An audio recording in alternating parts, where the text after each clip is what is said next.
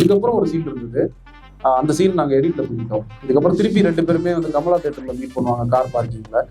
2 காரும் மீட் பண்ணி திருப்பி அங்கே எனக்கு ஆஃப்டர் அந்த மீம்ஸ்லாம் பார்த்தோன்னே எனக்கு தோணுன விஷயம் என்னன்னா, நம்ம ஏதாவது ஒரு டயலாக் போட்டிருக்கலாம். அவர் வந்து சார் இந்த பேசாம நீங்க சின்ன கேட் வழியா எடுக்கலாம் போலாம்ல அப்படின்னு அவர் கேட்கும்போது எப்படிங்க போக முடியுன்ற மாதிரி இவர் ஏதாவது ஒரு டயலாக் போட்டிருக்கலாமோன்னு எனக்கு தோணுச்சு. நிறைய இந்த மீம்ஸ்லாம் அதுக்கு முன்னாடி நான் ஒரு 2-3 ப்ரொடியூசர்ஸை போய் அப்ரோச் பண்ணியிருக்கேன் வேற சில கதைகளுக்காக. ஸோ அங்கே நிறைய ரிஜெக்ஷன்லாம்.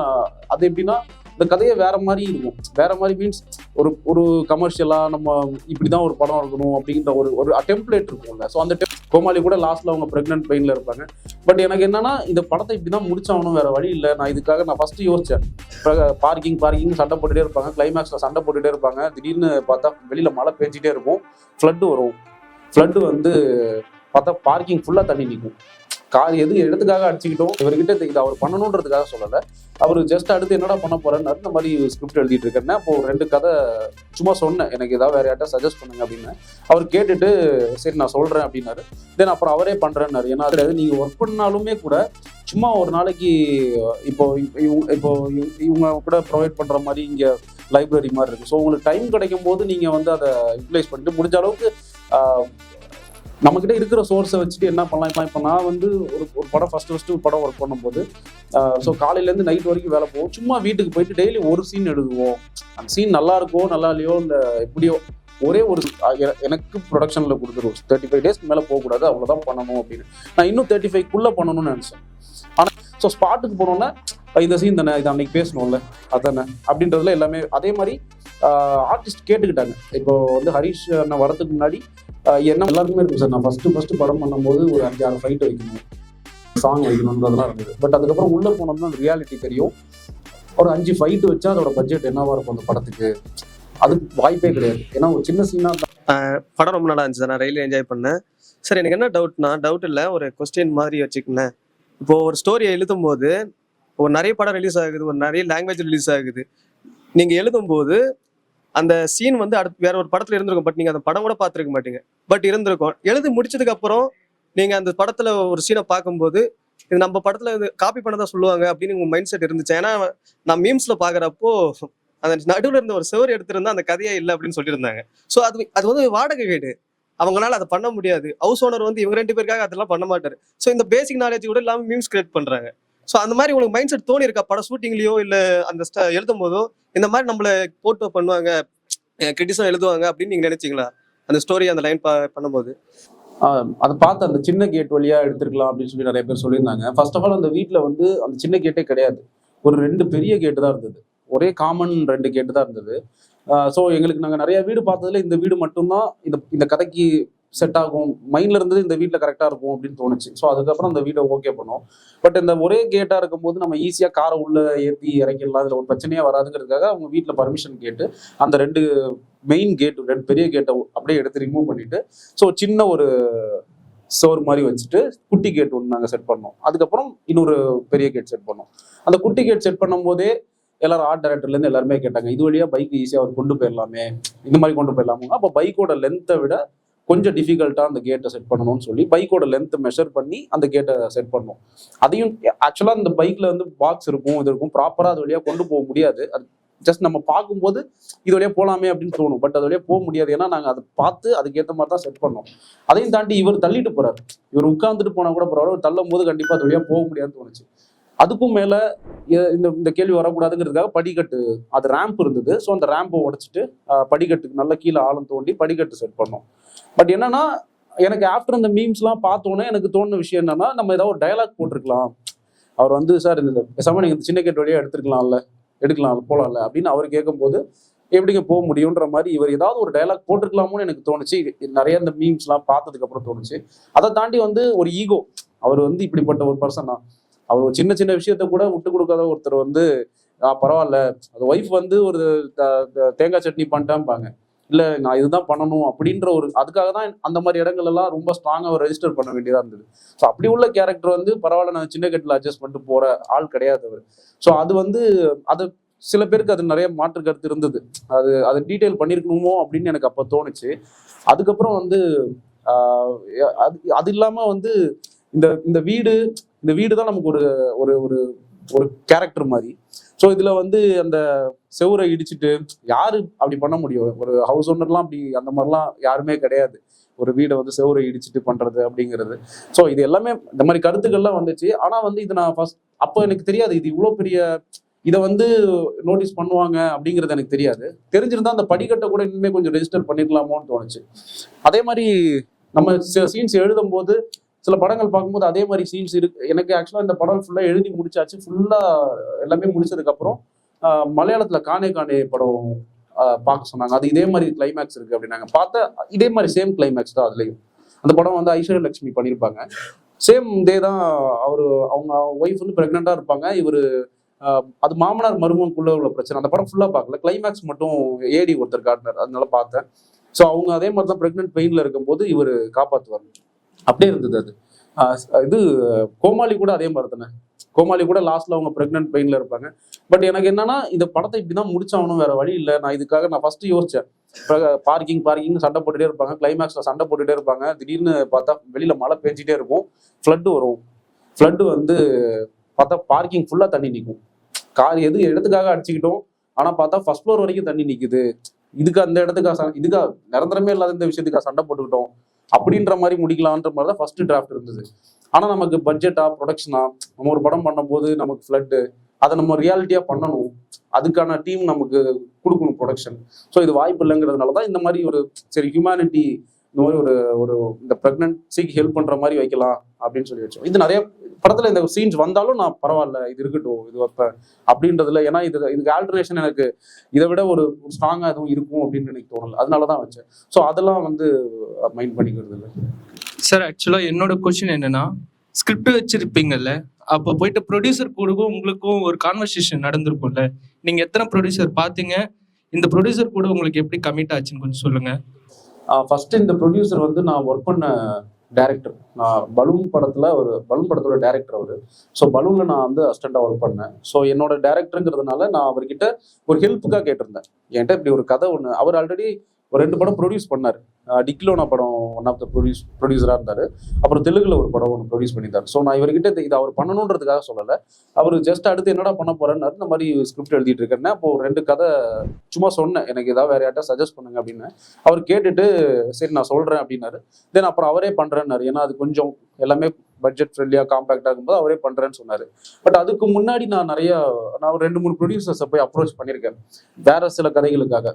ஸோ அங்க நிறைய ரிஜெக்ஷன்லாம்.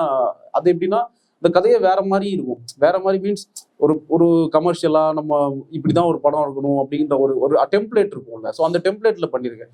டெம்ப்ளேட்ல போய் நான் சொல்லும் போது ஃபர்ஸ்ட் ஒரு 4 சீன் சொல்லும் போதே இல்லைங்க இது வந்து ரொம்ப அது மாதிரி நடந்திருக்கு. ஒரு பெரிய ப்ரொடக்ஷன்லேயே நான் போய் சொல்லும் போது ஒரு 4வது சீன்லேயே ஸ்டாப் பண்ணி 10 நிமிஷம் தான் சொன்னேன்.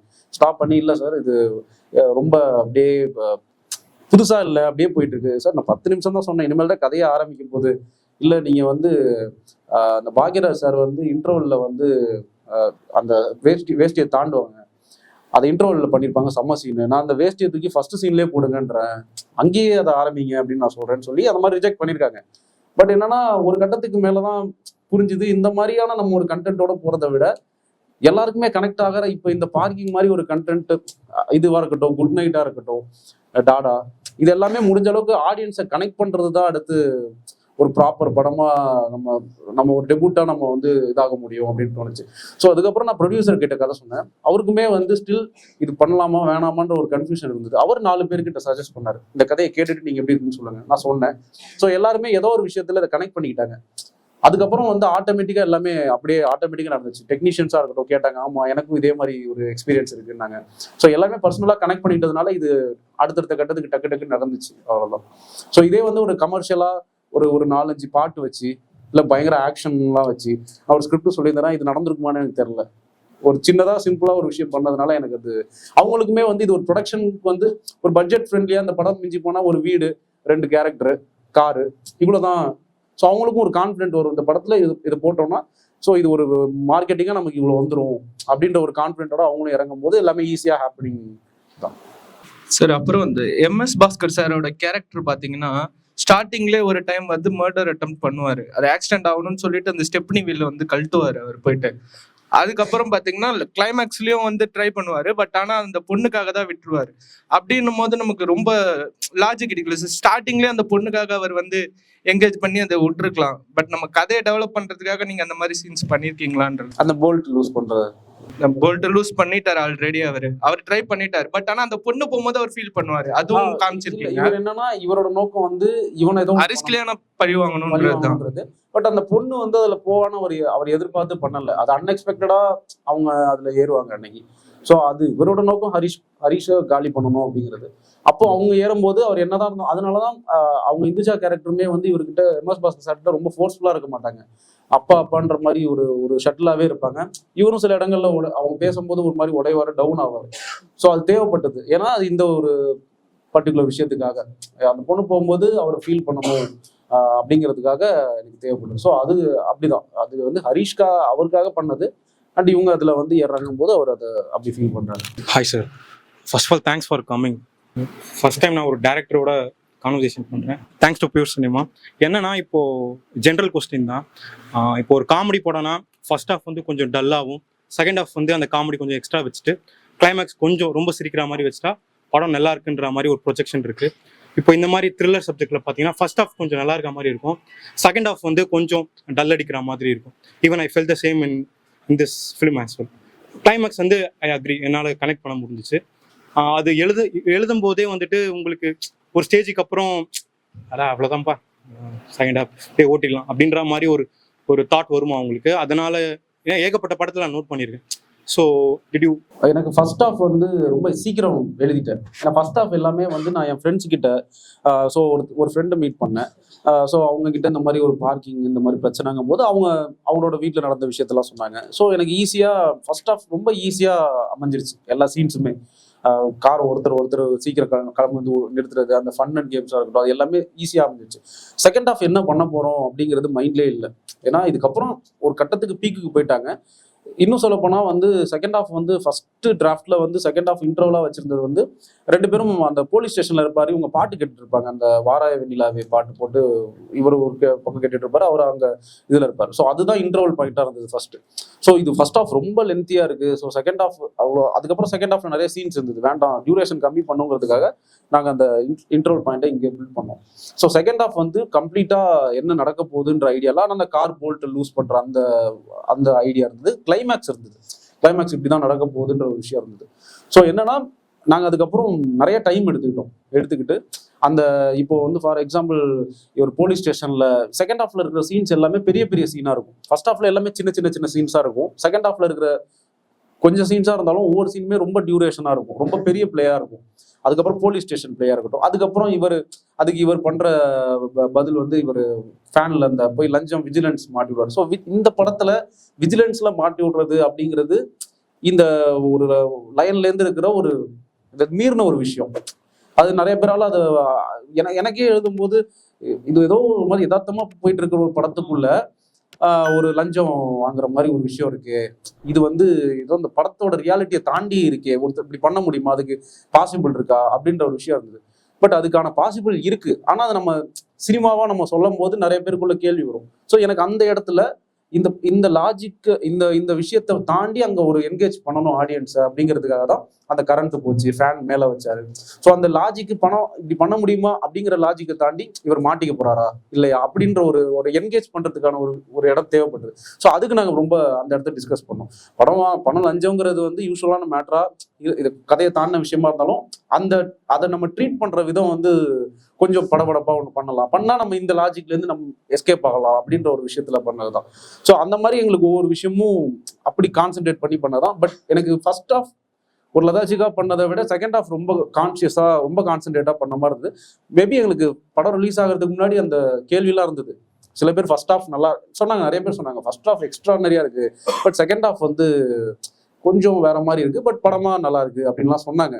பட் ஓகே, அது சில பேர் வந்து ஃபர்ஸ்ட் ஹாஃப் ஓகேங்க, செகண்ட் ஹாஃப் ரொம்ப ஒரு மாதிரி த்ரில்லா இருந்தது அப்படின்னு சொன்னாங்க. நான் எதா இருந்தாலும் ஓகே ரிசீவ் பண்ணிப்போம், பட் நம்ம அதை ப்ராப்பரா என்ன பண்ணணுமோ அதை பண்ணிட்டோம். அது வந்து யாரு அதை எப்படி ரிசீவ் பண்ணிக்கிறாங்களோ பண்ணிக்கிட்டோம், ஓகே அப்படின்னு தான் பண்ணது. செகண்ட் கொஸ்டின் வந்துட்டு ஜென்ரல் கொஸ்டின். இப்போ நான் வந்து என்னோட ஆசை வந்து டைரக்டர் ஆகணும் தான் ஆசை. But due to some situation நான் வேலைக்கு போகிறேன், சம்பாதிக்கிறேன், அதெல்லாம் செகண்டரி. பட் எனக்கு அந்த ஆசை இருந்துகிட்டே இருக்குது. அதனால தான் இப்போ நான் கோவளத்துலேருந்து இங்கே கிளம்பி வந்து நின்றுட்டு இருக்கேன். பட் ஆனால் எழுதணும்னு நினைக்கும் போது என்னால் எழுத முடியல. நான் ஒரு சீனாக நினைக்கிறேன், பட் அது பேப்பரில் ரைட்டிங்கில் கன்வே ஆக மாட்டேங்குது. ஸோ ஆனால் படிக்கணுன்ற இன்ட்ரெஸ்ட் இருக்குது. அசிஸ்டன்ட் டைரக்டர் வேலை கிடைச்சா போய் செய்யலான்னு தோணுது. பட் ஆனால் என்னால் எதுவுமே பண்ண முடியல. ஸோ இந்த மாதிரி மென்டாலிட்டி இருக்கவனுக்கு உங்களோட அட்வைஸ் நீங்கள் என்ன கொடுப்பீங்க?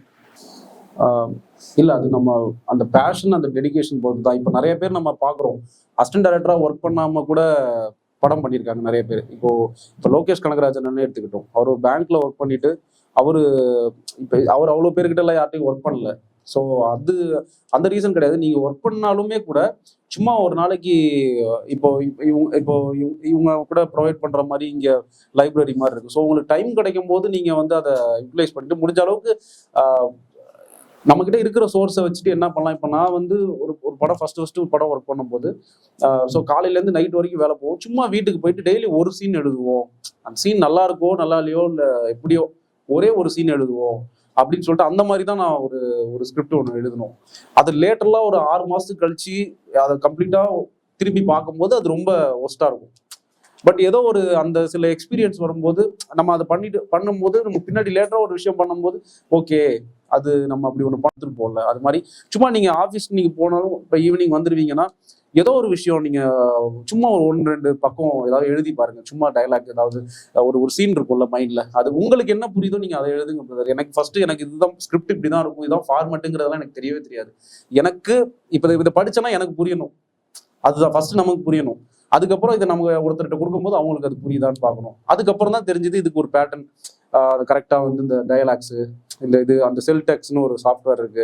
ஸோ அது லேட்டராக தான் புரிஞ்சுது. ஃபர்ஸ்ட் நமக்கு என்ன கிளாரிட்டியா இருக்குமோ அதுதான் விஷயம். அண்ட் நீங்க வந்து பேரலா எப்போ டைம் கிடைக்குதோ அப்பெல்லாம் வந்து ஏதாவது சும்மா நீங்க பாக்குற விஷயம். இப்போ நீங்க ஆஃபீஸ் போறீங்க, அதே நல்ல அனுபவம் தான். நீங்க நிறைய பேரோட பழகுறீங்க, நிறைய பேர் மீட் பண்றீங்க. ஸோ அவங்களோட அனுபவங்கள் அந்த மாதிரிலாம் நிறைய. இப்போ டாடா டைரக்டர் அதுதான் சொன்னாரு. கிட்டத்தட்ட நான் இன்ஸ்டியூட்ல படிக்கும்போது என் ஃப்ரெண்டுக்கு நடந்த ஒரு விஷயம் தான். அந்த அவனுக்கு ஒரு குழந்தை, ரொம்ப ஜாலியான பையன், யதார்த்தமா இருப்பா, டக்குன்னு பார்த்தா குழந்தை பிறந்துச்சுன்னு சொன்னா என்னால் அதில் ஏற்றுக்கவே முடியல. 2013 அந்த விஷயம் நடந்ததுன்னு சொன்னாரு. ஸோ அது எனக்கு நான் அப்படியே யோசிச்சுட்டு இருந்தேன். நான் ஒர்க் பண்ணிட்டு இருக்கும்போது யோசிச்சுட்டு இருந்தேன். அதுதான் எனக்கு டாடா படமா ஒர்க் பண்ணியிருந்தேன்னு சொன்னாரு. ஸோ அந்த மாதிரி நம்ம ஏதோ ஒரு இடத்துல நம்ம கிடைக்கிற ஒரு ஸ்பார்க் தான். அதை நம்ம சும்மா ஒர்க் பண்ணிட்டு நமக்கு ஃப்ரீ டைம்ல அதை பத்தி யோசிச்சுட்டே இருக்கும்போது அதுதான் ஃபிலிம் மேக்கிங்கிறது வந்து நம்ம அசிஸ்டன்ட் டைரக்டரா இருந்துதான் அப்படிங்கிறதுலாம் கிடையாது. இப்போ நிறைய எல்லாமே டிஜிட்டலா வந்துருச்சு. யூடியூப்ல ஒரு ஒரு ஒரு படம் இப்படி பண்ணலாம் அப்படிங்கிற வரைக்கும் நமக்கு எல்லாமே வந்துச்சு. அதை தாண்டி ஒரு படமா நீங்க போய் ஒரு கமிட் ஆகும்போது உங்களை தாங்கிறதுக்கு டெக்னீஷியன் டீம் மொத்தமும் உள்ள வந்துடும். ஸோ அப்படிங்கும்போது நீங்க எழுதுனதை ஈஸியா நீங்க எடுக்கிறதுக்கு அதை ஈஸியா அச்சீவ் பண்றதுக்கான விஷயம் இருக்கும். பட் நம்ம என்ன சொல்றோம்னா கண்டென்ட். இப்போ நீங்க ஒரு கண்டென்ட் தான் வந்து உங்களை வெளில மெச்சூர்டா காட்டும். இப்போ இந்த மாதிரி இப்படி ஒரு ஸ்ட்ராங்கான விஷயம் அது சொல்லும் போது இவர் இதை பண்ணிடுவாரு. இப்போ எனக்கு வந்து நிறைய ப்ரொடக்ஷன்ல சொல்றாங்க, ஒரு டைரக்டரா போய் ஒரு கதை சொல்லும் போது நீங்க ஒரு 5 நிமிஷம் சீன் எடுத்துட்டு வந்து காட்டுங்க அப்படின்லாம் நிறைய ப்ரொடக்ஷன்ல அதை பண்றாங்க. பட் இந்த கண்டென்ட் இதை சொல்லும் போது ஓகே இதை யோசிச்சிருக்கான்னா இவனுக்குள்ள ஒரு இது இருக்கும் அப்படின்னு அவங்களுக்கு அந்த பாயிண்ட் ஆஃப் வியூல யோசிச்சாங்க. அதனால நான் அதுல இருந்து ஈஸியா எஸ்கேப் ஆயிட்டேன். ஸோ அந்த மாதிரி நம்ம கண்டென்ட் எவ்வளோ ஸ்ட்ராங்கா நம்ம எழுதுறோமோ மற்ற எல்லாமே ஈஸியாக அது அமைஞ்சிரும். அவர் ஒரு ஹை பாயிண்ட்ல ஹரிஷ் கல்யாணுக்கு இப்படி ஒன்று பண்ண போறாரு. ஹரிஷ் கல்யாண் இன் ரிட்டர்ன் இப்படி ஒன்று பண்ண போறாரு. ஸோ இந்த ஸ்டேஜிங் எப்படி நீங்க கொண்டு வந்தீங்க? ஸோ இது என்னோட அந்த ஃபர்ஸ்ட் கொஸ்டின். கொலை பண்ணி இவங்களோட ஈகோவை சாட்டிஸ்ஃபை பண்ணிக்கலாமா அப்படின்னு நீங்க ஒரு பாயிண்ட்டுக்கு அரைவாயிருப்பீங்களா? அது எப்படி அரைவானீங்க? ஏன்னா என்னைய பொறுத்த அளவுக்கு மர்டர்ன்றது வந்து ஒரு ரொம்ப ஹை. 2 ஃபேமிலியும் அப்படியே தனித்தனியா விட்டு போற மாதிரி ஆயிடும். ஏன்னா ஒரு சோல் இல்லை, அந்த ஃபேமிலி டிட்டாச் ஆயிடும், ரொம்ப இதாயிடுவாங்க. ஸோ அந்த ஃபேமிலியே ஸோ அப்படி இந்த 2 சோல் இதுக்கு வந்து நிற்பாங்க கடைசி கிளைமேக்ஸ்ல அப்படின்னு நீங்க அட்டைன் ஆன அந்த பாயிண்ட்டை பத்தி கொஞ்சம் சொல்றீங்களா? ஃபர்ஸ்ட் ஆஃப் ஆல் வந்து அந்த லஞ்சம் சீன் வந்து அதுதான் நான் சொன்னேன்ல, இது ஒரு சீனு, அதுக்குள்ள அது எவ்வளோ முதல்ல என்கேஜா கொண்டு போகணும் அப்படிங்கிறதுக்காக எழுதினதுதான். ஸோ இவர் ஒரு விஷயம் பண்றாரு, அதுக்கு இவர் ரியாக்ட் பண்றாரு. அவர் ஒரு விஷயத்த பண்ணிட்டு நம்ம ஏன்டா இவ்வளவு தூரம் போகணும் அப்படின்னு ரியலைஸ் பண்ணுவாரு. அவர் அதை ரியலைஸ் பண்ணி அதை இறங்குறதுக்குள்ள இவன் ஒண்ணு பண்ணுவான். அது வந்து இவன் பண்ணதை விட அது பெருசா இருக்கும் அப்படிங்கிறது தான் மைண்ட்ல இருந்தது. ஸோ அதுக்கு சீன்ஸா பிடிக்கும்போது ஃபர்ஸ்ட் இந்த ஃபேன் அந்த லஞ்சம் சீன் கூட வேற சீன் வச்சிருந்தோம், அது வேற மாதிரி வச்சிருந்தோம். அதுக்கப்புறம் நிறைய லாஜிக்லாம் அதுக்குள்ள. இப்போ ஒருத்தன் ஆஃபீஸ்க்குள்ள வந்து வைக்கிறான்னா அங்கே சிசிடிவி இருக்கும், கரண்ட் இருக்கும், இது மாதிரி விஷயங்கள்லாம் இருந்தது. ஸோ அப்போ வந்து கரண்ட் இல்லை, ஓகே கரண்ட் இல்லைன்னா அப்போ முன்னாடி ரெஜிஸ்டர் பண்ணும் ஏதாவது ஒரு சீன்ல இங்கே டெய்லி கரண்ட் ஆஃப் பண்ணுறாங்க பவர். ஸோ இது வந்து எங்களுக்கு பின்னாடி அந்த சீன் பண்ண இதோட ஏதோ ஒரு விஷயம் வந்து முன்னாடி நாங்கள் சொல்றதுக்கு தேவைப்பட்டது. நேராக போனோம், 3வது பக்கத்தை எடு, அந்த சீன்ல இதை ஆட் பண்ணு, இந்த இடத்துல கரண்ட் அப்பப்போ ஆஃபீஸில் ஆஃப் ஆகுது, ஓகே அதை ஆட் பண்ணு, அந்த மாதிரி நாங்கள் பண்ணோம். ஸோ அங்கே பண்ண அந்த பில்டப் அந்த இந்த விஷயம்லாம் இங்கே எங்களுக்கு அது யூஸ் ஆச்சு. ஸோ அது மாதிரி ஈஸியாக அந்த ஸ்டேஜிங் அமைஞ்சிருச்சு. இவர் ஒரு பண்றாரு அது பண்றாரு. அதை தாண்டி அதுக்கப்புறம் இன்னொன்று கொலை வரைக்கும் போவாங்களா அப்படிங்கும்போது நான் தான் ஃபர்ஸ்ட் சொன்னேன்ல, ஃபர்ஸ்ட் எனக்கு அந்த அந்த அந்த கொல்கத்தா அந்த ஒரு இன்சிடென்ட் பார்த்ததே எனக்கு பயங்கர இவ்வளவு தூரம் போவாங்களா பார்க்கிங்காக, ஒரு பார்க்கிங்ல ஆரம்பிச்ச பிரச்சனைக்கு இவ்வளவு தூரம் போறாங்களாங்கிறது அந்த ஒரு ஷாக்கிங்லேயே எழுதுனதுனால எனக்கு இது பெருசா தெரியல. ஓகே அதுவும் தாண்டி ஒருத்தர் வந்து பேசிக்கும் போது அவர் ஃபர்ஸ்ட் இவனை அடிக்கிறாரு. ஸோ அதுக்கப்புறம் இவன் வந்து அதுக்கு ரியாக்ட் பண்றது ஒரு கட்டத்துக்கு மேல அது அப்படியே அடுத்தடுத்த கட்டத்துக்கு கொண்டு போனோம். ஆனா என்னன்னா நிறைய பேர் சொன்னாங்க இது வந்து திருப்பி இவங்க திருந்தெல்லாம் வேண்டாம், கதை நரேட் பண்ணும்போது திருந்தெல்லாம் வேண்டாம், 2 பேரும் அந்த எக்ஸ்ட்ரீமுக்கே போய் அப்படியே ஒரு விஷயத்த ஆரம்பிச்சது இவங்க லைஃபே இப்படி பாதிச்சிருச்சு பாரு அப்படிங்கிறதே எண்டா இருக்கட்டும் அப்படின்னாங்க. பட் அது நான் எனக்கு கன்வின்ஸ் ஆகல. ஏன்னா ஒரு எல்லாருமே பாக்குறது இவங்க எப்படி இவங்க 2 பேரும் சமாதானம் ஆக போறாங்க, இந்த பிரச்சனை எப்படி முடிய போகுது அப்படிங்கிறது தான் ஆடியன்ஸ் பார்க்கணும்னு நினைக்கிறாங்க. நம்ம அங்கே போய் பிரச்சனை அப்படியே முடிஞ்சிச்சு அப்படின்னு நம்ம காட்ட முடியாது. ஸோ எனக்கு அது வந்து எனக்கு எண்டுங்க வந்து எனக்கு அன்பே சிவம் படத்துல வந்து கமல் சார் அந்த சந்தான பாரதி சார் வருவார் கொல்றதுக்கு. அப்போ வந்து சொல்லுவார் கொல்லணும்னு வந்த ஒருத்தன் வந்து திருந்தி மன்னிப்பு கேட்கிறவன் தான் கடவுள் அப்படின்னு வரல. ஸோ எனக்கு அந்த ஒரு டயலாக் அது எனக்கு அந்த சீன் ரொம்ப பிடிக்கும். ஸோ அந்த சீன் அதுதான் வந்து நான் கிளைமேக்ஸா பண்ணணும். இவர் என்னதான் கொல்லணும் அப்படின்னு அந்த அந்த உக்கிரமா போனாலும் அவரு கூட ஒரு உயிரை காப்பாற்றணும் அந்த வீட்டில் அப்படின்ற ஒரு பாயிண்ட் வந்து இவரோட டோட்டல் அந்த நெகட்டிவிட்டியும் டோட்டல் அந்த ஈவிலையும் மாத்திடுவோம் அப்படின்னு எனக்கு ஒரு கான்ஃபிடன்ஸ் கொடுத்துச்சு. ஸோ அந்த மாதிரி தான். ஸோ எக்ஸ்ட்ரீம் ஸ்டேஜுக்கு இவங்க போனாலும் பரவாயில்ல. அதை தாண்டி லாஸ்ட்ல வந்து அதுக்காக தான் வந்து MS பாஸ்கர் சார் வந்து அந்த ஹாஸ்பிட்டல்ல வந்து 28 வயசு இருக்கிற அவனுக்கே அதாவது 60 வயசு இருக்கிற எனக்கே வந்து பொறுத்து போகணுன்ற பக்கம் இல்லை அப்படின்னு அவர் அங்கே ஒரு சாஃப்டான கான்வர்சேஷன் கொடுக்க நீடா இருந்தது. ஏன்னா இவங்க அவ்வளவு தூரம் போயிட்டாங்க. ஸோ அதை வந்து மறக்கடிக்கிறதுக்கு ஒரு விஷயம் வேணுங்கிறதுக்காக தான் அந்த ஹாஸ்பிட்டல்ல உள்ள சீன்ஸ் வச்சோம். அப்படிதான் என்னோட கேள்வி வந்து இப்போ ஒரு படத்துக்கு கற்பனையா ஒரு கதை எழுதுறோம், பட் அதை தாண்டி ஒரு லைவா ஒரு இன்சிடென்ட் நடக்குது. இப்போ நீங்க கூட கொல்கட்டாவில் ஒரு இன்சிடென்ட் நடந்ததை வச்சு நடந்துன்னு சொன்னீங்களா? ஸோ இப்போ அந்த மாதிரி நார்த் இந்தியாவில் ஒரு இன்சிடென்ட் நடக்குது, டெல்லியிலயோ இங்கே நடக்கும்போது அதை நம்ம அங்கே போய் இருந்து நம்ம சோர்ஸ் பெருசாக பணம் இருக்காது மொதல் படத்தில். ஸோ நம்ம இங்கே இருந்துட்டு தான் அதை ஒரு யூடியூப் மூலியமா ஒரு நியூஸ் சேனல் மூலியமா பார்க்குவோம். ஸோ அப்போ அப்படி ஒரு NDTVயோ அந்த மாதிரி ஒரு நியூஸ் சேனலில் பார்த்து நம்ம ஒரு கதை எழுதுறோம்னா அதுக்கு நம்ம காப்பிரைட்ஸ் இஷ்யூ அந்த மாதிரி எதுவும் வருமா? ஏன்னா நம்ம ஃபுல் டீட்டெயில் அதுலேருந்து தான் எடுத்து பண்ணுறோம். ஸோ அப்போ அந்த இதுக்கு நம்ம ஒரு காப்பிரைட்ஸ் போய் லாயலாக வாங்கிட்டு பண்ணால் கரெக்டாக இருக்குமா இல்லை எப்படி சார்? நீங்கள் எது இந்த மாதிரி எடுத்து பண்ணீங்க? இல்லை இது வந்து ஒரு சம்பவம் நடந்த ஒரு சம்பவம், அது எல்லா ஊர்லேயும் நடக்கிற ஒரு விஷயம்தான்.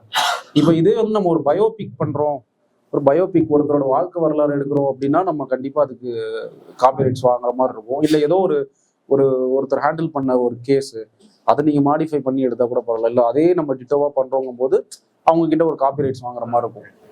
பட் இது வந்து என்னன்னா ஒரு சம்பவம் நடந்தது. இப்போ வந்து காலேஜ் பசங்க வந்து அங்கே ஒரு 10 பேர் அடிச்சுக்கிட்டாங்க, அந்த ஊரில் அடிச்சுக்கிட்டதுனால அந்த காலேஜ் இழுத்து மூடினாங்க அப்படிங்கிற ஒரு விஷயம் வரும்போது நம்ம அதை இங்கே பண்ணுறதுனால அந்த காலேஜில் உள்ளவங்க வந்து இது எங்ககிட்ட அது எங்கே வேணால் நடக்கலாம். இந்த பார்க்கிங்கிற விஷயம் வந்து ஃபர்ஸ்ட் டைட்டில் வந்து பார்க்கிங்னு வச்சதே வந்து இது ஒரு படமா ரிலீஸ் ஆகும்போது இது எல்லா இடத்துலையுமே காமனாக நடக்கிற ஒரு விஷயம். ஸோ அது எல்லாருமே ஈஸியாக ரிலேட் பண்ணுங்கிறதுனால தான். ஸோ அந்த சம்பவங்கள் இங்கேயும் நடக்குது, அந்த கொல்கத்தாவில் நடந்த மாதிரி சம்பவம். பட் அதை நான் என்ன சொல்றதுன்னா அதுக்கு காப்பிரைட்ஸ் தேவை இல்லை. இல்லை அது வந்து எல்லா இடத்துலையும் நடக்குதுல்ல. இப்போ வந்து இது எல்லா சிட்டிஸ்லையும் பெங்களூர்ல இதை விட கொடூரமா நடந்துட்டு இருக்கு. பார்க்கிங் பிரச்சனை வந்து பெங்களூர்ல இப்போ நான் இந்த படம் முடிச்சோன்னே எல்லாருமே நிறைய பேர் என்கிட்ட கேட்டது வந்து சார் நீங்க பெங்களூர்ல இருந்தீங்களா, நீங்க பெங்களூரா அப்படின்னு தான் கேட்டாங்க. ஏன்னா பெங்களூர்ல வந்து டெய்லி இதை ஃபேஸ் பண்ணிட்டு இருக்காங்க. பெங்களூர்ல இடையில வந்து ட்விட்டர்ல ஒரு பெரிய போராட்டமாவே வந்தது. ஏன்னா ஒருத்தவங்க வீடு வச்சிருக்காங்க, காம்பவுண்ட் வச்சிருக்காங்க, வீட்டோட கேட் வந்து வேற ஒரு சைடு இருக்கு. பட் அவங்க என்னன்னா என் காம்பவுண்ட் எங்கெல்லாம் இருக்கும் அங்கெல்லாம் கார் நிறுத்தக்கூடாது அப்படின்னு சொல்லி ஓனர்ஸ் பிரச்சனை பண்றாங்க. நிறுத்துறவங்க வந்து உன் வீட்டோட கேட் அந்த பக்கம் இருக்கு, நாங்க ஏன் சைட்ல உள்ள காம்பவுண்ட் கிட்ட நிறுத்தினா என்ன அப்படின்ற ஒரு அந்த ஓனர்ஸ் வெர்சஸ் இந்த கார் வைக்கிறவங்கன்னு சொல்லிட்டு அது பெரிய டிபேட்லாம் போய் பெரிய பிரச்சனையெல்லாம் ஆச்சு. ஸோ அது மாதிரி இது எல்லா இடத்துலையும் நடக்கிற ஒரு யூனிவர்சலா நடக்கிற ஒரு விஷயம் தானே. ஸோ இதுக்கு நம்ம வந்து காப்பிரைட் வாங்கணும். இப்போ தீரன் மாதிரி ஒரு படம், ஸோ அது வந்து காப்பிரைட்னு கிடையாது, அங்க போய் டீட்டெயில்ஸ் கேதர் பண்ண வேண்டிய நீடு அது இருக்கு.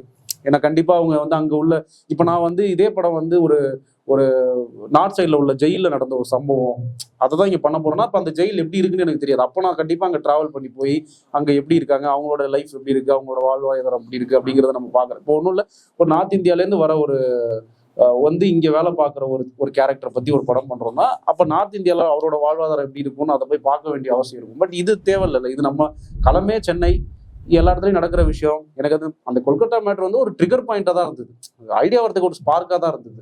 அதனால காப்பிரைட்ஸ் இஷ்யூ அது மாதிரி தேவை. இப்போ மேபி இதே கதை வந்து நான் போய் ஹிந்தியில பண்ணணும், ஃபர்ஸ்ட் இது ஸ்டார்டிங்லேயே வந்து ஹிந்தியில தான் இது அந்த ஒரு களமா இருக்கணும்னா நான் கண்டிப்பா போய் அதை சர்ச் பண்ணி பார்க்கலாம். பட் இங்க அதுக்கு தேவையில்லை. சார் என்னோட நெக்ஸ்ட் கொஸ்டின் வந்து இப்போ ஒரு படத்துக்கு வந்து நீங்கள் 35 days ஷூட் பண்ணேன்னு சொன்னீங்க. அது எப்படி கால்குலேட் பண்ணீங்க? இப்போ ஒரு நாளைக்கு எவ்வளோ சீன் போகிறோம், ஒரு டோட்டல் படத்தோட ஷூட்டிங் டேட் எப்படி அதை கால்குலேட் பண்ணுறது, அதை பற்றி தெரிஞ்சுக்கணும். இல்லை ஃபர்ஸ்ட் ஒரு 64 சீன் இருந்தது. ஸோ 64 சீனையும் அதுக்கப்புறம் பிரிப்போம்ல. ஸோ வீட்டோட இன்டீரியரில் இவ்வளோ சீன்ஸு, எக்ஸ்டீரியரில் இவ்வளோ சீன்ஸு. ஸோ ஒரு நாளைக்கு நம்ம எத்தனை சீன் பண்ண முடியும் அப்படின்னு டெக்னீஷியன்ஸோட உட்காந்து பேசுவோம். ஸோ இனிஷியலாக இந்த படத்துக்கு 35 days ஃபிக்ஸ் பண்ணியாச்சு. இது வந்து எக்ஸஸாக சீன்ஸ் அதிகமாக இருக்கோ எதுவும் இல்லையோ 35 days தான் பண்ணணும் அப்படிங்கிறது ரூல்.